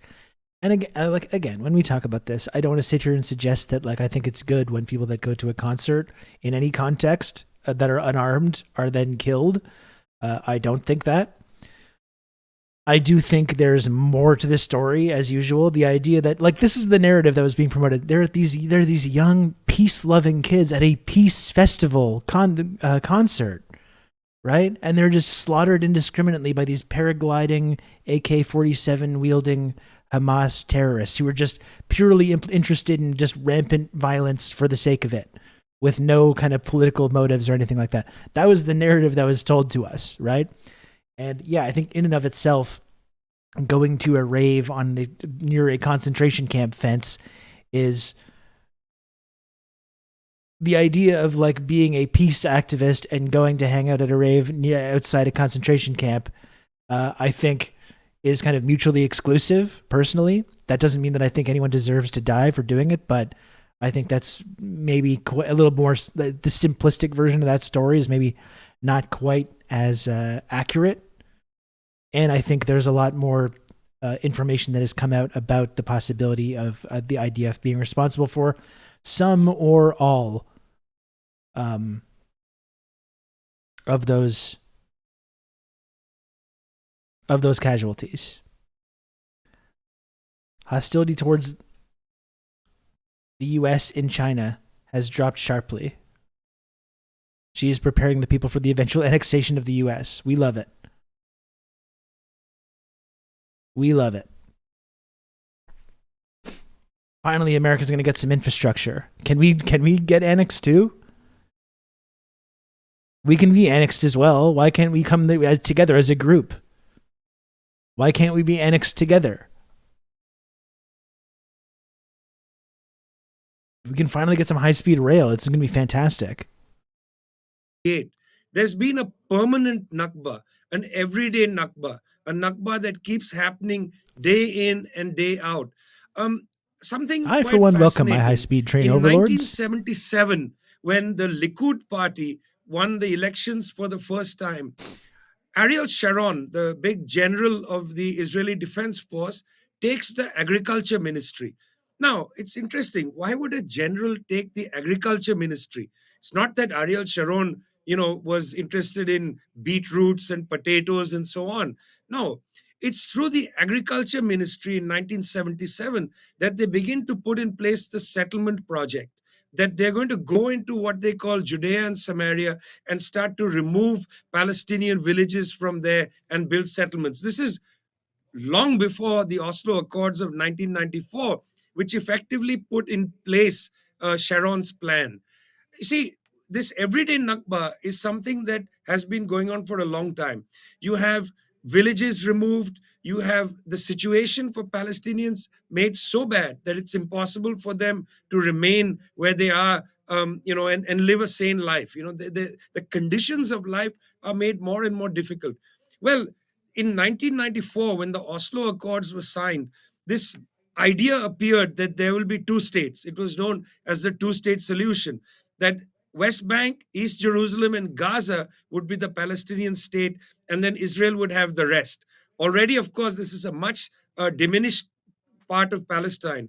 Well, one of the parts of the Oslo Accord was safe passage between Gaza, East Jerusalem, and West Bank. That means Palestinians could move freely between these three parts of the occupied Palestinian territory. Also on the table was no settlements, because this is to be the Palestinian state.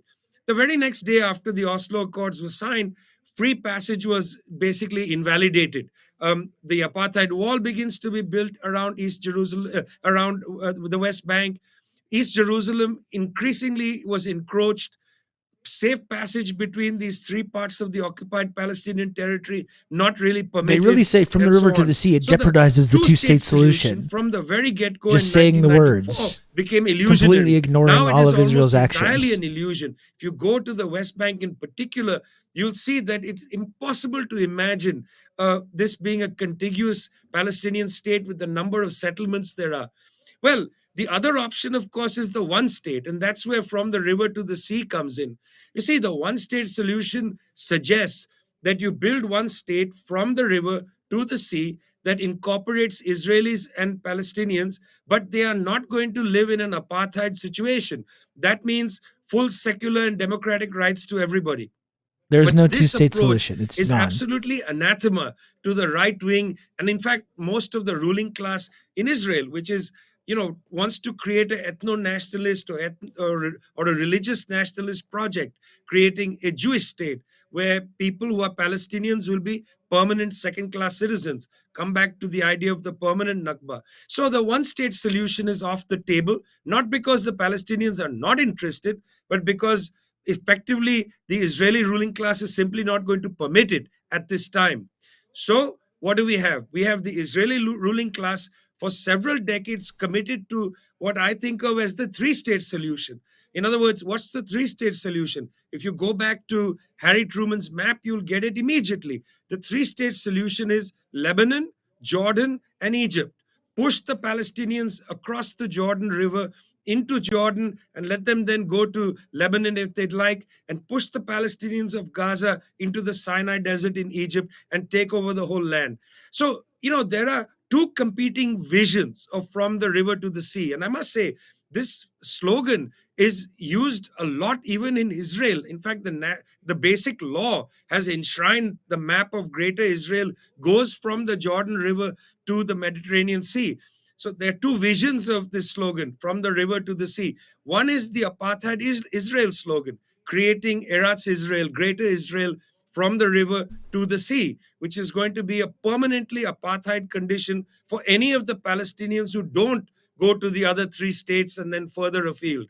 And then there's the second slogan meaning from the river to the sea, which is to create a state which is not an apartheid state, but a secular and democratic state where justice is established for all. Now, this second use of the state is mischievously labeled by particularly the Western media, but also by politicians as somehow this is so cynical, meaning that the Palestinians want to bulldoze Israelis into the Mediterranean. Nobody is talking about that. Nobody is mentioning that. Not even Hamas is talking some reporters about the march in Washington, D.C. They said, well, people were chanting the slogan from the river to the sea. I said, well, I also chanted that slogan. And then they said, well, that means you want to, get rid of Israel. I said, no, I don't want to get rid of Israel. I don't think others want to get rid of Israel. What we want to do is to get rid of apartheid Israel. We want to overcome the apartheid conditions, build a secular democratic state. That seems to be the demand of a lot of people within Palestine. It's something that's on the agenda for people. We'll see if this is able to be established, but at least let people have a discussion and debate about it. Why can't there be a honest and decent debate about what could be a possible future? See, to keep talking about the two-state solution is to allow the permanent Nakba to continue. because this gives a kind of liberal cover to what's actually happening on the ground. There's a phrase that I've heard many times from Israeli high officials. They talk about changing the facts on the ground. If they change the facts on the ground, their negotiating position is much improved. In other words, if they build all the settlements, whether they're illegal or not is irrelevant, build the settlements fast. Those are the facts on the ground. After that, we can negotiate the situation. And I think that demonstrates that the two-state solution as an actual political project doesn't have any relevance at this particular time. It's dead. So from the river it's to been the dead sea for a long time. doesn't mean get rid of Pretending that it's Israel not and so dead on. is actually just That like is not helping anybody. not something that anybody is calling for, but to establish justice in that region, justice that is beyond apartheid. I think it's really very unfortunate and malicious for people not to I'm want inclined to have a to discussion agree, Johnny. about this. It's but hard to make see what other assumptions options there of are. what other people think when they use statements like that. I mean, they could be coerced United economically, but Nations it's in not. its Obviously, the U.S. is not after interested 1948 in said that. that the Palestinian people had a right to return. It's the UN. It wasn't simply PLO, Fatah, Hamas, any of the Palestinian organizations. It's a resolution of the United Nations. So in that sense, international law, that people who are ethnically cleansed have a right to return. And they also, we come into this conflict as you're presenting it, Vijay, that this is really about the two options. One option is apartheid, a Jewish exclusivist or Jewish supremacist state, versus a state where all the people of different ethnicities, religions, cultures, nationalities live as one, as equals. Those are really the two options in historic Palestine. And, when you hear Benjamin Netanyahu talk about what the war is like for Israel right now, as they're blowing up apartment buildings, all in the name of self-defense. All in the name of self-defense. They say, well, this is Netanyahu's language. We are the people of light, and they are the people of darkness. Now, isn't that a form of racial or ethnic supremacism? This is simply a kind of fascist line that one people are superior, one people are chosen, one people have been given this role in this land by God. They have a divine mandate. It's clearly racist.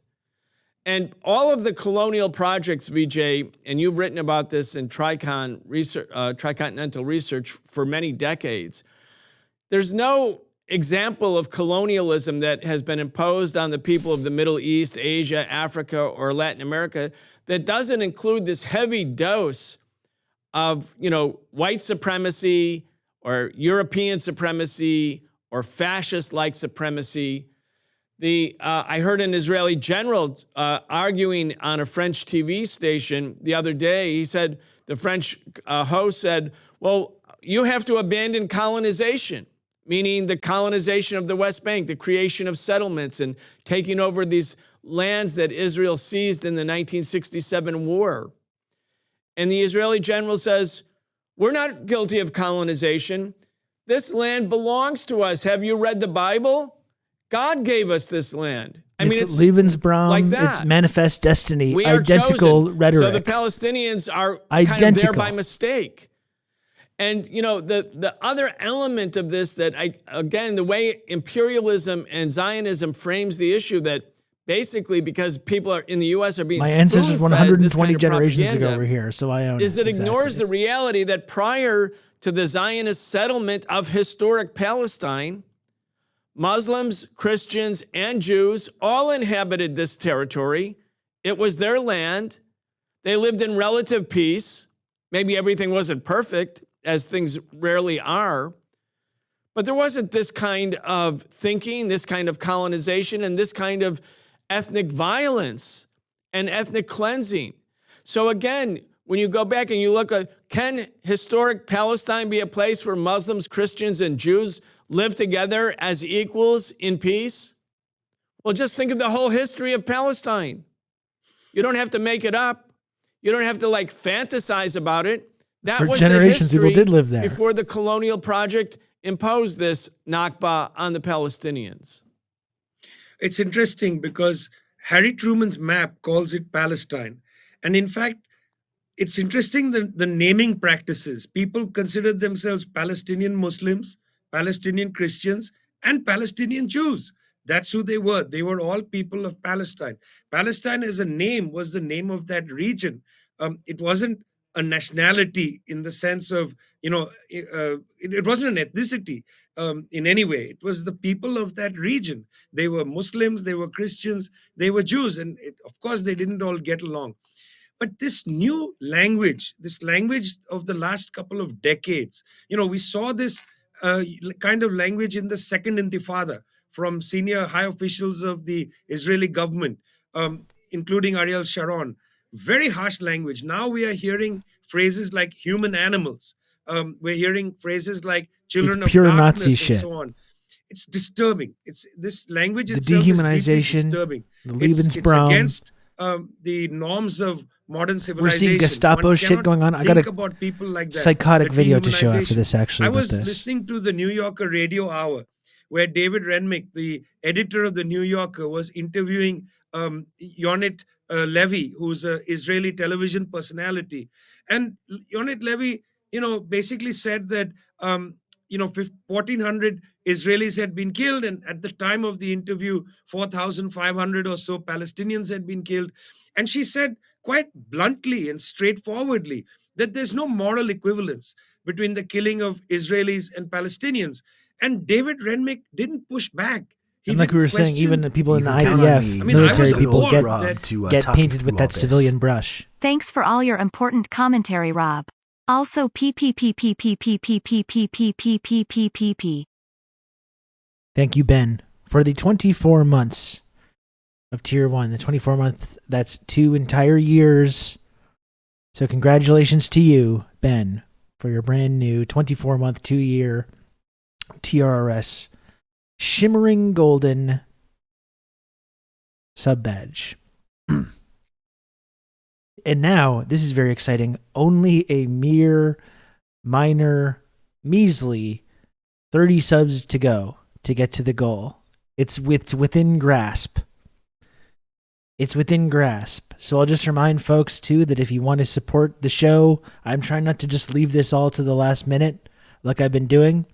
If you do want to support the show, folks, please subscribe to TRRS.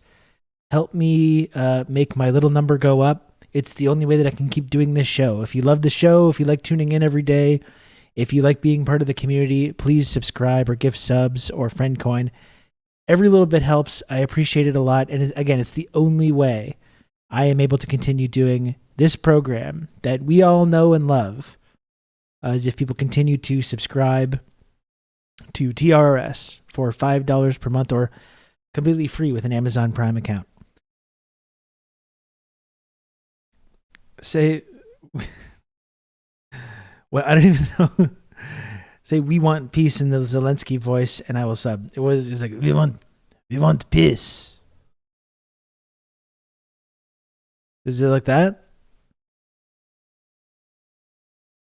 He has a very growly voice now in this rebrand.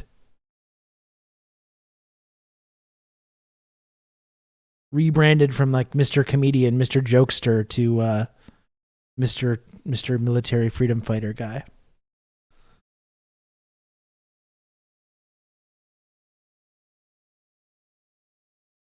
Did you just say we want You can piss? count on me. No. You're going to have good old Rob to talk you through all this. No, I did not say that. I said peace, but I was doing an accent. Okay, I was just doing a Ukrainian accent. That's all. Thank you, Dr. Maggot, for the gifted sub. And now only 29 subs to go to the goal. It's right there. It's within reach. It's within grasp.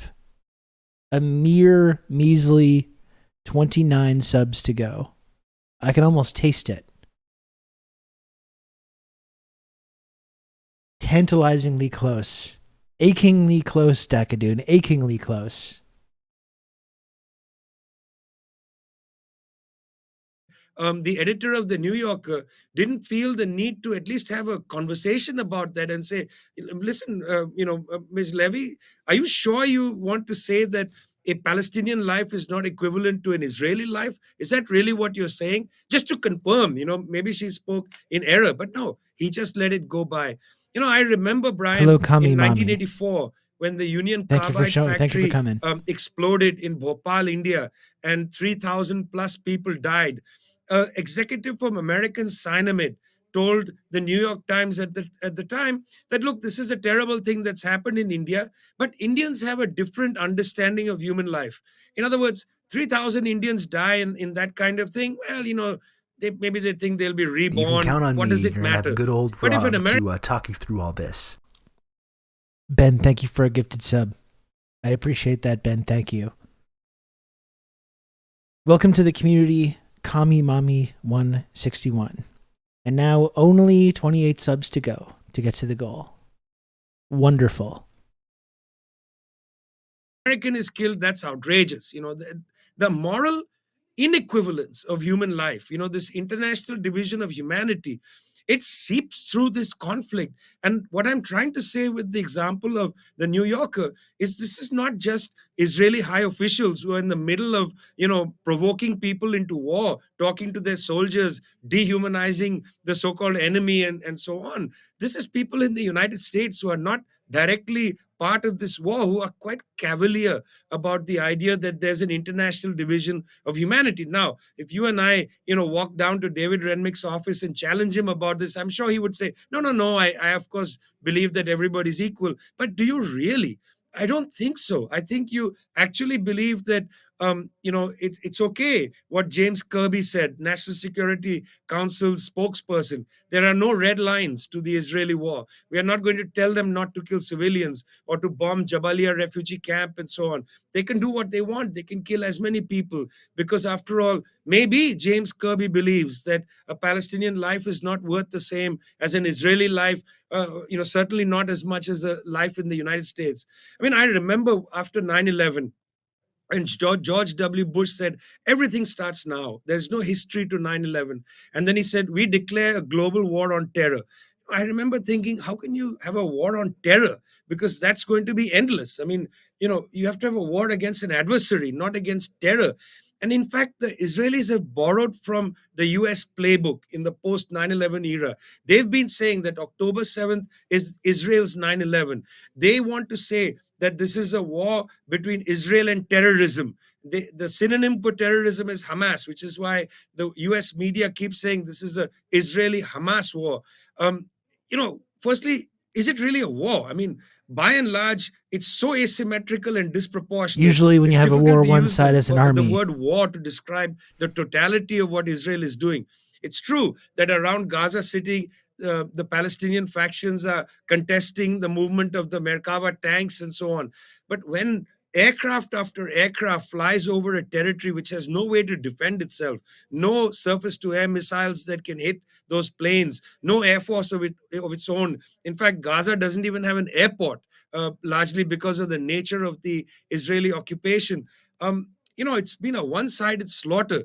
And if this one-sided slaughter can touch anybody, it should touch people of sensitivity. An army and a hope state. That somebody like David Renwick of the New Yorker would feel some sensitivity toward the great loss of life, if not of adults, at least of children. You know how people make a distinction. I personally don't find this distinction to be that compelling. Any life is precious. And just because children are being killed doesn't make it worse. Any life is precious. The killing of innocent adults is equally precious. After all, you kill an adult, a child is alive, the child is an orphan. How's that any better? The disproportionate killing of people should touch the hearts of people with sensitivity, but apparently not. And the reason it doesn't is because I think this idea of children of light, children of darkness, it's not just Netanyahu's, speech, or it's this phrase, human animals. It's not just, this is a structure of feeling around the world, an old colonial structure of feeling that we haven't been able to uproot. It's the same structure of feeling that's there when people talk about structural racism in the United States, the way the police behaves, the loss of a precious life of a young African-American child doesn't motivate people as much as perhaps the killing of a white child.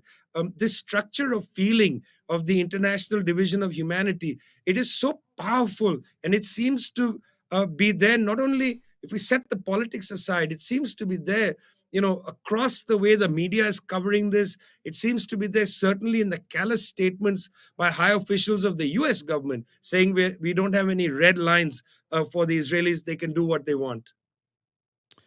Yeah, the racism of it and the hubris also go together. I'm sure General George Custer was very sure that that the Sioux Indians and indigenous people in that part of the plains would be, shocked and awed by his presence. But that didn't stop Sitting Bull and the fighters of the indigenous people from taking care of General Custer. And, when you think about the way both human life is deemed to be precious in one place in the colonizing part of the world and then not valued in the colonized part of the world, and that there's kind of this superiority, and then you have superior weapons, which in fact is true. So it's a toxic mix that leads. Thank you, Dr. Maggot, for the 420. That's the weed number. Rob, I am aware of your attempts to suppress and censure me, but I will not allow it. Now you are obliged.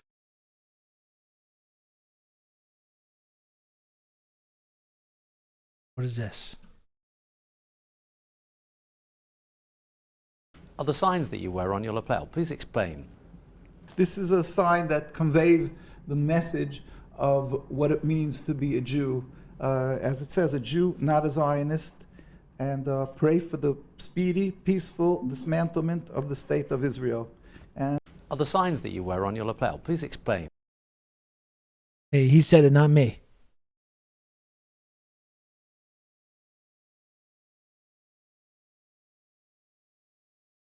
He said it. Thanks again, Dr. Maggot, for the 420. Once again, the weed number. Policymakers to make very bad decisions.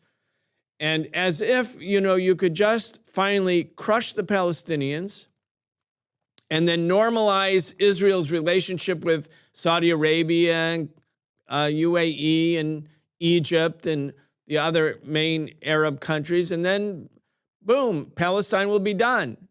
And, what Harry Truman laid out, we have to do it in small doses. Well, the final solution, so to speak, use the computer to mark up the size of the account. But Blaze VJ, it nice. It's very unclear to me, Thank you, what's Joe, for the actually 420 going to franc happen coin. in this struggle right now, because the Israelis have this capacity to bomb and bomb and bomb, as you are describing. I can't look at Eve And Barlow's killed status because she thousands blocked and me. thousands of Palestinians. If they've killed 10,000 already, or 11,000 maybe today, it's about 130 kids dying per day. By the way, the U.S. media always, for a couple of weeks, was calling it the Hamas-controlled Gaza Health Ministry, as opposed to the Gaza Max, Health do not look Ministry. into this. So even as Biden said, we can't be sure if people are really dying in these numbers. I didn't do anything. The putrid racist cynicism. But that said, Jesus. America killed a lot of kids in Vietnam. With the exact 2 same million justification Vietnamese for the maybe killing died. kids. The U.S. between 1965 and 1968, during Operation Rolling Thunder, U.S. B-52 bombers using 2,000-pound bombs killed, according to the Pentagon's own estimates, about 1,000 Vietnamese civilians, villagers, per week for 180 weeks, for 3 years, or 160 weeks. So 160,000. Exact same justification that VC's hiding in the tunnels under the villages. Because killing civilians is actually quite easy. Defeating the enemy's military infrastructure is a different story. American soldiers who were in the bush, so to speak, fighting the National Liberation Forces, or what the media or the U.S. soldiers called the Viet Cong, those U.S. soldiers mainly wanted to get home. They were going to be in Vietnam for a year. They wanted to come home. They wanted to make sure they had 2 legs, 2 arms, 2 eyes, if at all possible, and certainly they wanted to be alive. But their goal was to go home. Honestly, like, I know it can be difficult sometimes, fighter but like, was home. They Eve were Barlow fighting has for a the has a end of mental the sickness. She's got a mental sickness. Okay, it's very sad. She's addicted to having people yelling at her online and feeling like she's being victimized. The thing you need to do is just block Eve Barlow. Forget she exists. She's even her like engagement bait is from when I see a screenshot, it's getting less and less actual engagement. You know? That was her big claim to fame, is everyone yelling at her and making fun of her name and stuff like that. She just wants people to come yell at her. Like, that's all. Don't support her humiliation fetish. Please. Yeah, co-opting victimhood. The real victim right now. It's just stupid.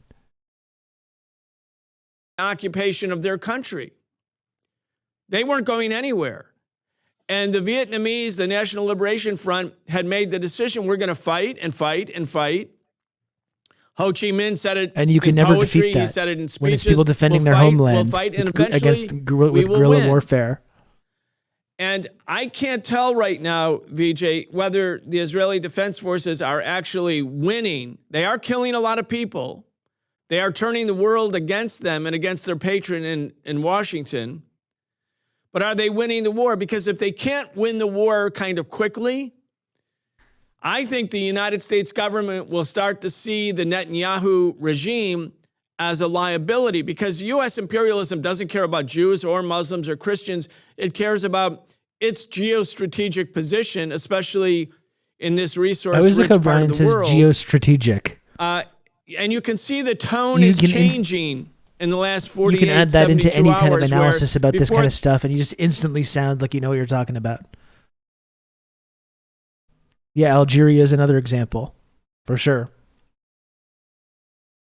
You can't defeat that. When people are determined to defend their homelands with that kind of like asymmetrical guerrilla warfare, you can't defeat it no matter how advanced your army is.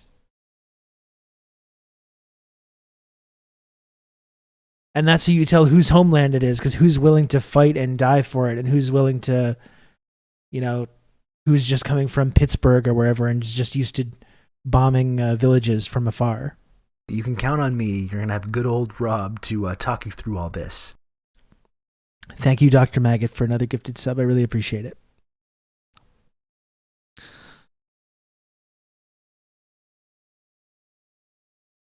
Only 27 subs to go to get to the goal.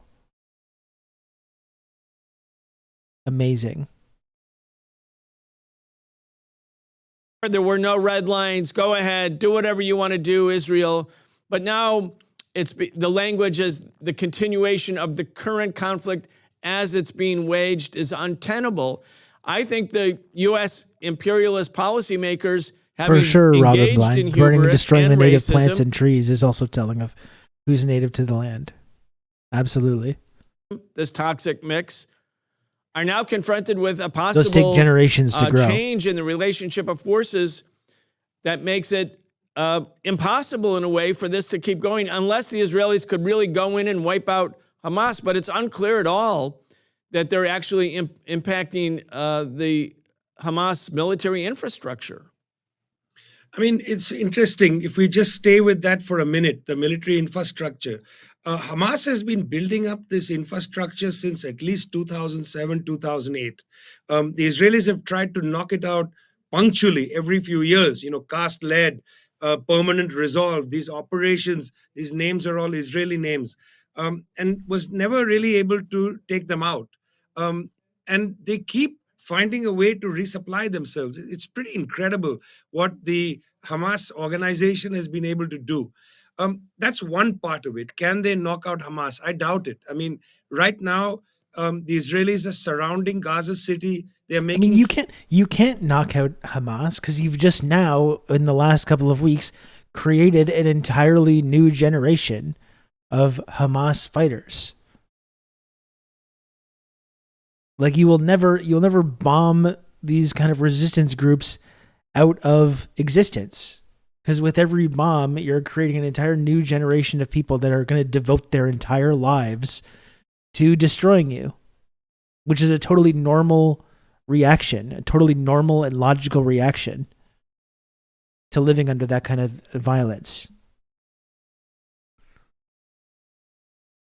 Yeah, if the PFLP just takes over, I'm sure they're going to be really thrilled with that. Then we're going to stop these bombing campaigns. Forays into the city, going in and out, raids and so on. I don't think they have the capacity to go in. And just recently, the Israeli general said, we don't seek to occupy Gaza again. Of course, they've always occupied Gaza, even when Israel they left. knows what it's saying. They're making their line in the sand, an unattainable goal to stop the bombing. Yeah, and like this seem like they're in like for a long haul. And like Netanyahu's whole political fortunes are tied to it as well, as he knows that as soon as it stops, he's going to be gone. Yeah, and they're even going into the West Bank. Hamas isn't even there, which totally invalidates this entire argument that this is about Hamas. There is no Hamas in the West Bank. No one believes this except the people that are, in our Western media propaganda bubble, and that's all. Left in 2005, but what they mean is they don't want to keep a permanent military establishment inside Gaza. They'd prefer to just keep them at the edge. They say we don't want to have our troops in Gaza. But the Palestinian resistance in Gaza is only one part of Israel's problems. It was interesting to listen to Syed Hassan Nasrallah of Hezbollah give his speech and his understanding of the situation.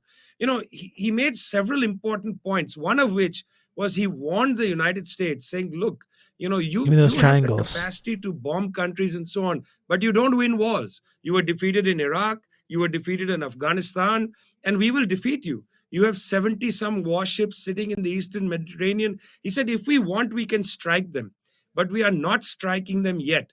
It is said that Hezbollah has about 100,000 troops in arms, hardened fighters. Many of them had their most recent experience in Syria. So these are recent combat-ready troops that are sitting there in southern Lebanon. Some of them have been engaging the Israelis. The Israelis fired back with white phosphorus. There's a report on this at Amnesty International. But Hezbollah is holding his horses. And Nasrallah said, look, we can go when we want to, but this is not the time. We are not ready to be able to win. We will go all in when we think we can win. I found that to be a very interesting speech. And I'm sure the Israelis watched it and rewatched it and studied it to understand exactly what Nasrallah was saying, because he was giving a warning. He said that if you continue this violence and if you come near destroying Hamas, we're going to enter the fray. In other words, if you go back to the military operation in Gaza, that can go as far as it goes. But if a message comes from Islamic Jihad, from Hamas and other factions saying that we're actually under some severe threat, that's when Hezbollah might attack. That's what Nasrallah said. But that's not all. Then you have the situation in the surrounding countries. You have the situation of the Palestinians in the refugee camps. You see, what the Israelis have to come to understand is there is no violent solution to solving this problem unless you kill everybody. If you don't kill everybody, somebody is going to return after 10 years and fight you again. I well remember, Brian, after the US bombed Iraq in shock and awe in 2003, and then there was celebration. Remember, Bush said, mission accomplished, and he was wearing the bomber jacket and it's all over. Well, not quite, because what happened to the army of the Iraqis, the Republican Guard and so on, they took off their uniforms, buried them, took their guns, went home and regrouped. And then they came back as these various militia groups that fought the United States for years afterwards, and in fact, defeated the US. And this is from Dr. Maggot. The best soldiers are made when a man leaving home in the morning did not even think about war, and when returning in the evening found a smoking crater instead of his home, where his wife, children, and parents had been murdered. From then on, he's not a man anymore, but a beast who will kill for as long as he lives. And he will live for long because he does not value his life. He needs no awards, money, or anything at all. He only seeks vengeance. Alexander Lebed, Russian general during Chechen Wars. Interesting, yeah. Interesting quote. I mean, it's the Che quote as well, right? It turns imperialism, it turns men into bloodthirsty beasts, right? It's not just the imperialists. It has that effect on everybody. That's the victims of imperialism and the imperialists themselves. This is what it turns people into. The US had to withdraw from Iraq. This is a memory that Nasrallah revived when he said, you were defeated in Iraq. Who were you defeated by? You bombed Baghdad, you bombed Saddam city, later Sadr city, you bombed Fallujah, you bombed Ramadi, you bombed Mosul. These cities were turned to rubble, and yet the people kept returning to fight you. Why? Because they refused to surrender. And I don't understand why these countries, because see, there's so much imperial hubris in them, racist hubris. They believe that they can actually defeat people by force, but they don't understand. And this is the line from the UN resolution in 1960, the line from the UN resolution on colonialism. It said the process of liberation is irresistible and irreversible. This is a line that the officials in Israel need to take seriously, in Washington need to take seriously. People are not willing to be subdued. They are unwilling to be humiliated. Unless you massacre everybody, they are going to come back. You're not going to have security. See, it's a fantasy. Let's say all the Palestinians are moved to the Sinai Desert. Rafah border is open. Egypt says, okay, let's let 2 million people come and settle in the Sinai. Do you think sitting in the Sinai, the Palestinians aren't going to think, I want to go back, and we're going to start some kind of operation to go back? There's never going to be security unless there is a lasting, sustainable peace accord between all the peoples. And the only peace accord is to dismantle apartheid. That's the only peace accord. You can't have another meeting in Oslo or in Madrid or in Dayton, Ohio, and bring, the violence Mahmoud doesn't stop when Abbas to Hamas sit there is with defeated. no credibility, really, to sit there and sign a Like document. people really say, like, oh, if Gaza if they just get rid of Hamas, if they just release the hostages, then this will stop right now. And like that's bullshit. That's not true. The violence is not going to stop until the occupation stops. It's the apartheid system that's causing the violence in the first place. As long as that's in place, as long as this process of colonization is in place, the violence is just going to continue, and it's going to escalate and escalate and escalate on all sides. Saying that, well, we're going to restart the process for the two-state agreement. It's not going to work. People want more than a Bantustan sitting at the edge of Israel. They want to live full and equal lives. And that you can't destroy that feeling by bombing people. They are simply not going to disappear. And I think that's the illusion. Believing that this is a Israel-Hamas war, in fact, deludes people into believing that if Hamas can be dismantled, the problem disappears. People need to remember, Hamas was created in 1987. The struggle of Palestinian liberation starts in 1948. That means from 1948 to 1987, there was a dynamic for Palestinian liberation where there was no Hamas. If Hamas disappears today, Palestinian liberation is not going to disappear. It's going to continue. And that's what is, I think, misleading about the slogan Israel Hamas. No, yeah, seriously, it's actually Dr. Maggot. Israel's war to maintain apartheid. It's completely contradictory to like talk about these hostages. Don't you care about these hostages while Israel is like openly bombing the hostages and ignoring the pleas from their families to like stop what they're doing? I mean, if anyone should be lectured about caring about these hostages, it should be the Netanyahu and the people in the Israeli government. And people still keep trying to use this as this wedge. Why don't they just release the hostages? Talk to the country that's currently bombing nonstop the areas where they know these hostages are. Think about what some of these released hostages have had to say and the reaction in the Israeli government to what they had to say when they talked about being treated kindly and fairly and all this stuff. It was a propaganda disaster for them. They're far more valuable dead than alive to the Israeli government. And to prevent the liberation of the Palestinian people. It's not an Israel-Hamas war. That not only is in error, but it also creates illusions. Illusions among whom? Illusions among the elites in the United States, perhaps, sensitive and liberal people in Israel who are in a fog, thinking that their adversary is Hamas, when they don't realize their adversary is their own government. It's their own government and their own ruling class in Israel, which is unwilling to open the door to build a post-apartheid society in that part of the world. Vijay, I'm so glad you talked about this. The fact that this is, no matter what the maneuver, no matter how much violence is imposed on the people of Palestine, the struggle won't stop. And then the hubris again, this hubris racism, this toxic mix. The Taliban offered to surrender in November 2001 to the United States. They, in exchange for an amnesty, they said, we'll lay down our weapons. Donald Rumsfeld said, we don't negotiate with terrorists, because the subject had been framed like that. This was good and good versus evil, good versus terrorism. We don't negotiate with terrorism. And 20 years later, the Taliban defeat the United States and Biden has to withdraw. And if it wasn't Biden, Trump would have withdrawn. The U.S. lost. They lost because the people actually don't want to live under occupation. So whatever the maneuver, there's another part of this, and we're moving to the finish line here, but I want to raise this. Julian Assange is in jail right now. He's been in jail for a long time. The U.S. is trying to bring him because he dared expose what the U.S. was doing and what the Israelis were doing. And so they want to put him in jail and keep him in jail the rest of his life. WikiLeaks in 2010 released a bunch of documents. Here's one of them. In the transcript, this is an actual transcript between U.S. government official and the Israeli director of military intelligence. In the transcript, Israeli director of military intelligence, Major General Amos Yadlin, tells U.S. Ambassador to Israel, Richard Jones, that he would be, quote, get this, very happy, close quote, if Hamas formed a government in Gaza, quote, as long as they have no air or seaport, close quote.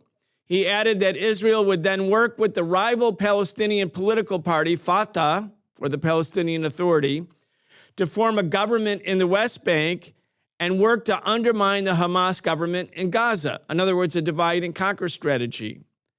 He said this in this intelligence cable that WikiLeaks Julian Assange revealed hours before the Hamas government was actually formed in Gaza in June 2007. The Israelis wanted this because they felt it was a way of dividing the Palestinians, and then they would be able to create a siege around Gaza. They wouldn't have to have settlements inside, but they would form a siege around it. No port, no airport, no seaport, no control over the borders. And that they would then, from time to time, launch military attacks. But basically, from then on, because they had the pretext of Hamas as a government, they could lay siege to Gaza. That's 2007. How do we know it? We know it because WikiLeaks had the guts to reveal it. These are actual documents. The U.S. media published them at the time. The documents. Nobody says they're not true. But Julian is in prison. The people of Gaza are being bombed. The American population, the public, is told, oh, this is a war between good and evil, between a country and terrorists. And then you see this kind of manipulation by the United States and the Israeli government. And obviously, and I'm going to end on this, Vijay, and let you have the final word. This is the endless racism, supremacist, sort of hubris that comes from colonialism itself. Always thinking the other side is inferior, thinking you can divide and conquer people, thinking ultimately you're so clever, you're so strong, you're so powerful, you're so rich, you're just so much better than the colonized victims that you're going to win. And over and over and over again, the U.S. is losing. Now they put all in with the Israeli government. And I believe that the days of apartheid in Israel, or historic Palestine, which is how we should describe it, are like the days of apartheid in South Africa when the world finally turned in the 1980s. The days are numbered. And from the river to the sea doesn't mean the extinction or extinguishing or mass killing of Jews. It means the end of apartheid. And that as the world knows that these are the two choices, and Israel shouldn't exist anymore. Let's be clear about that. Moving in the direction of democracy and saying no to apartheid. Anyway, I'll give you the final word. No, listen, I'm really happy that in this conversation, we've talked a little bit about the kind of psychological makeup of the ruling elites in these parts of the world. You use the word cynical to describe Joe Biden. I think that's a perfect word. Heartless is another that I would add in. I think this conflict has demonstrated how completely out of touch the ruling elites are in places like Israel and the United States with even their own populations, let alone the rest of the world. I mean, they come across as people who cannot be taken seriously. If you're not willing to have compassion for the death of civilians, I don't see why you should get respect as a leader. The very fact that Mr. Biden, for instance, followed the Israeli line to doubt I agree, numbers Trio. produced by the Gaza Ministry of Health is a sign of ill health of the ruling elites of these countries. And it's interesting. The Gaza Ministry of Health returns with a list of names of those who have been killed with their ages. It's extremely moving to look down the list, but also an ID number. And I think this is what people need to reflect on. They have an ID number on the list. It's not an ID number given by the Palestinian Authority. It's not an ID number given by the Gaza Ministry of Health. It's an Israeli ID number.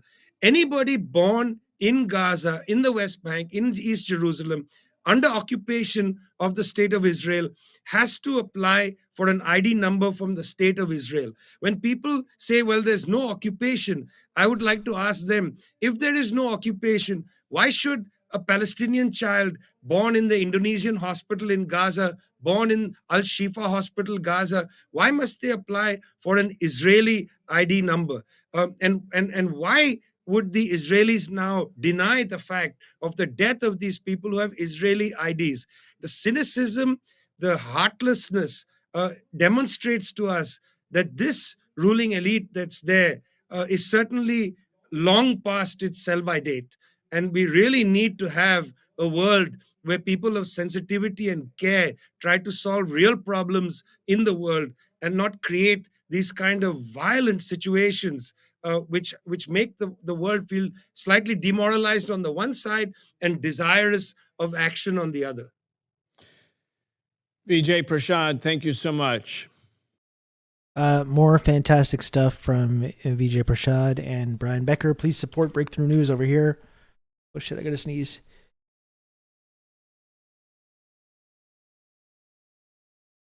Oh, excuse me. Count on me. You're gonna have good old Rob to talk you through all this. Excuse me. Thank you, Crackety Kraken, for the gifted sub. I just wanted to look at one more thing.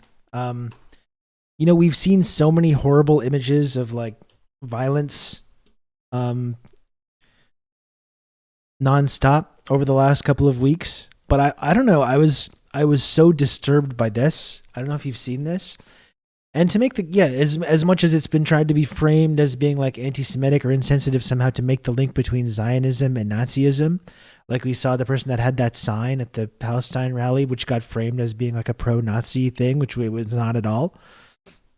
But I think this disturbed me almost as much as the images of brutal violence that we've seen, because you see the fear and panic on this woman. This is pure Gestapo shit. This is like getting the jackbooted thugs knocking on your door and dragging you away because of a WhatsApp status. Because now they've instituted these new laws about like even reading or looking at media or sharing these kinds of messages online. Like, look, and you don't even need to speak the language to understand what's going on in this scenario. And it's incredibly disturbing. I don't know. It's really, really disturbing. And terrifying. Yeah, thought crime, exactly. And like, this is where our ruling class wants us to go. You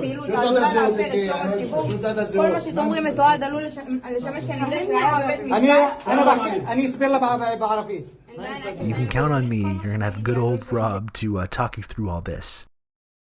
Thank you, Diego, for the gifted sub. זכאית להיוועץ עם עורך דין טרם חקירה. בסדר? תסביר לה רק בשפה שהיא... זה שילח לטלפון?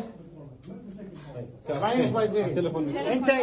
انت موقف استنى شوي زين. انت موقفه في اتهام في نشر كلمات مديح تعاطف وتشجيع عمل ارهابي. لا داعم استنى شوي داعم مستحيل تعريض حيازه الاعلانات تعرض على العنف والارهاب. Like, this is what we're supporting. We simply use the computer to mark up the size of the account.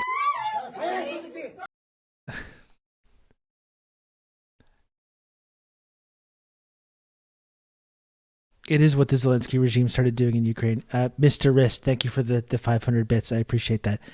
Maybe if we can just get through this next segment. Mr. Wrist, I really appreciate it. It makes me a little uncomfortable when we're looking at this really disturbing content and I see images of myself doing silly dances popping up on the screen. I don't want to criticize you for supporting me in the work that I do on here. I appreciate that a lot, but it makes me feel a little weird to see. Don't apologize. It's okay. I mean, you're donating to this stream and helping me out, which I appreciate a lot. I'm just going to show this clip again, and then I will move on to another segment. But Mr. Wrist, thank you for that.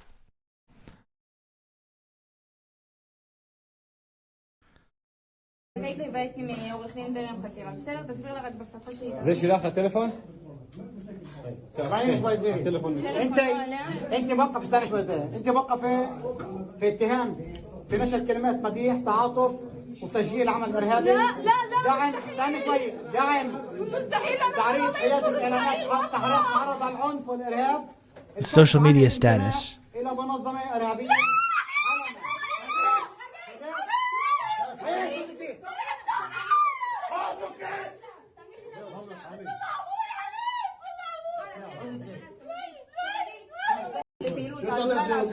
Like it's literally, it's just straight up textbook fascism, right? It's the jackbooted thugs showing up to arrest someone for thought crime, and arrested her husband too. And I don't know, just her reaction, everything about that clip I just found so fucking disturbing. And we've seen a lot of horrifying and disturbing images over the last couple of weeks, but there's just really something about that really, again, like the never again is right now. Like that's what the saying is, right? And that's literally like textbook, word for word, copy paste, that exact jackbooted thugs, the Gestapo showing up to arrest someone over a WhatsApp status.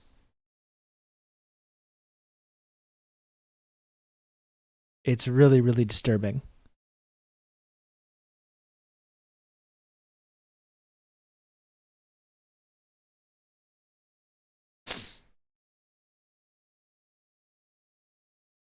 Well, we got plenty more to talk about. Oh God, it's 3:28. I gotta go in like 10 minutes. I gotta go in like 10 minutes. And fortunately, a mere 25 subs to go to get to the sub goal for today. Now, people have been like I've had a pretty unprecedented run of like getting to the goal for like a while now, which is something that I appreciate a lot. So I understand that it can't always be like that. It's not always going to happen. Rob, seriously, wow. Oh goodness. Calm Like a Tom, thank you so much for 10 gifted subs. That's so kind of you. I really appreciate the support, Calm Like a Tom. Thank you for that. 10 gifted subs from Calm Like a Tom. Absolutely fantastic. The only democracy in the Middle East, just like Ukraine suspending elections, is actually their way of saving democracy from Russia. That's why you have to ban all those pro-Russian socialist parties as well. Wow. Okay, Rob. Oh my seriously, goodness. wow. Oh my goodness. Dakadoon, thank you for the 10 gifted subs as well. Dakadoon, Jesus Christ. Thank you for that. I was just going into you can count on me. You're gonna have good old Rob to talk you through all this. Mad Hollow, thank you for the Prime sub as well. I was just going into my spiel about how I've been had a pretty unprecedented run of getting to the sub goal, and I recognize that it can't always be like that, and I recognize that people have been incredibly generous supporting the work that I do and supporting this show on here. So, save the speech. Okay, I'll just stop. Thank you, Dakadoon. Thank you so much to Dakadoon and Calm Like a Tom. That's very generous of both of you, the 10 gifted subs. And now a mere measly minor 4 subs away from the goal, folks. So once again, if you've enjoyed this program, if you like being part of this community, If you appreciate the work that I do here on Twitch to talk about this issue or whatever other issue that we talk about. You've just become an elite member of the Friendship Triangle. Please subscribe to TRRS. Thank you, Kijiji Genie, for the 5 gifted subs. That's very, very kind of you, Kijiji Genie. Thank you for that.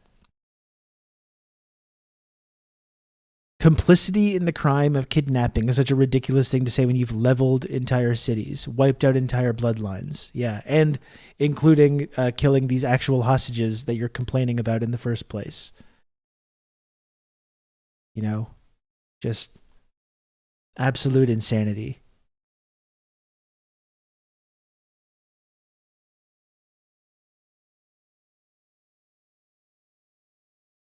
Ugh. Well, yeah, folks, thank you so much for supporting TRRS. Like I said, people have been really, really supportive over the last couple of weeks, which is something that it means a lot to me, and I appreciate it a lot. The fact that people have been supporting this show. I couldn't do it. I really, like I say it, it's become like a meme almost because I say it every single day, but I could not do this if people weren't here every day hanging out and chatting and supporting the show. It's the only way that this show exists. So thank you, everyone who supports TRRS. I can't tell you how much it means to me. I really can't.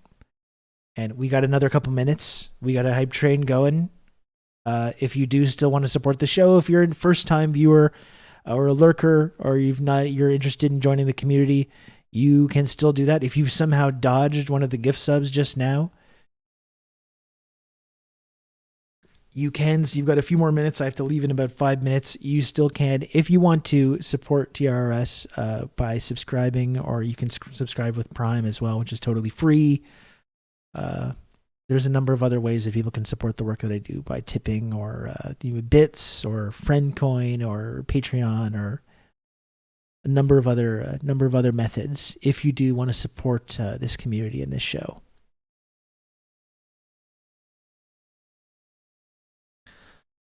Not to mention the Palestinians that were imprisoned before October 7th, hundreds of whom have not been charged or tried in any way, kind of like kidnapping. It's really, this is like a larger conversation that I would like to have later. It's probably not a good time to bring it up now, but it is really interesting to read about radical black activism in the 60s, in the early days of the Black Panthers, and the way that there was a time when it seemed like actual armed struggle being waged by black people in America was like a genuine concern for people. And that's exactly why this whole sleight of hand was pulled with the Civil Rights Act, and then instituting all these draconian drug war policies and militarizing the police and in the crime bill and mass incarceration and all this stuff. But you look back in that moment, and that seemed like a really genuine fear for the ruling class in America that was going to end up happening here. And kind of interesting thought experiment to think about what could have happened, what could have been if that had continued moving in that direction, that energy, if it hadn't been ruthlessly shut down by the American ruling class. But probably a conversation for another day. Yeah, when the NRA is asking for gun laws.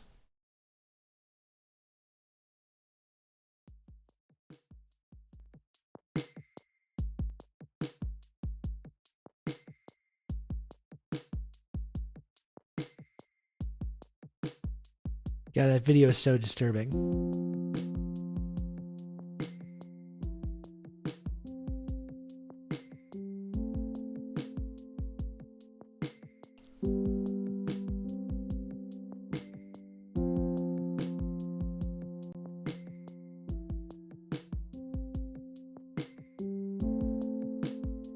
Okay.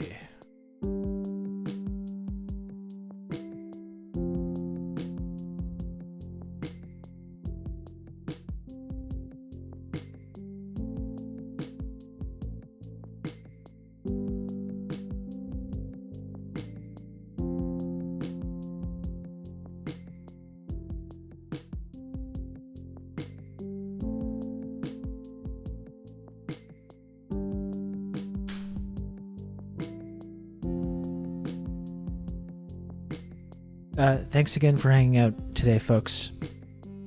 I will be back tomorrow. Finish out the week strong with another stream tomorrow. Thank you, Dr. Maggot, for getting this love ball rolling. I really do appreciate all the support, Dr. Maggot, and everybody that's been supporting the show.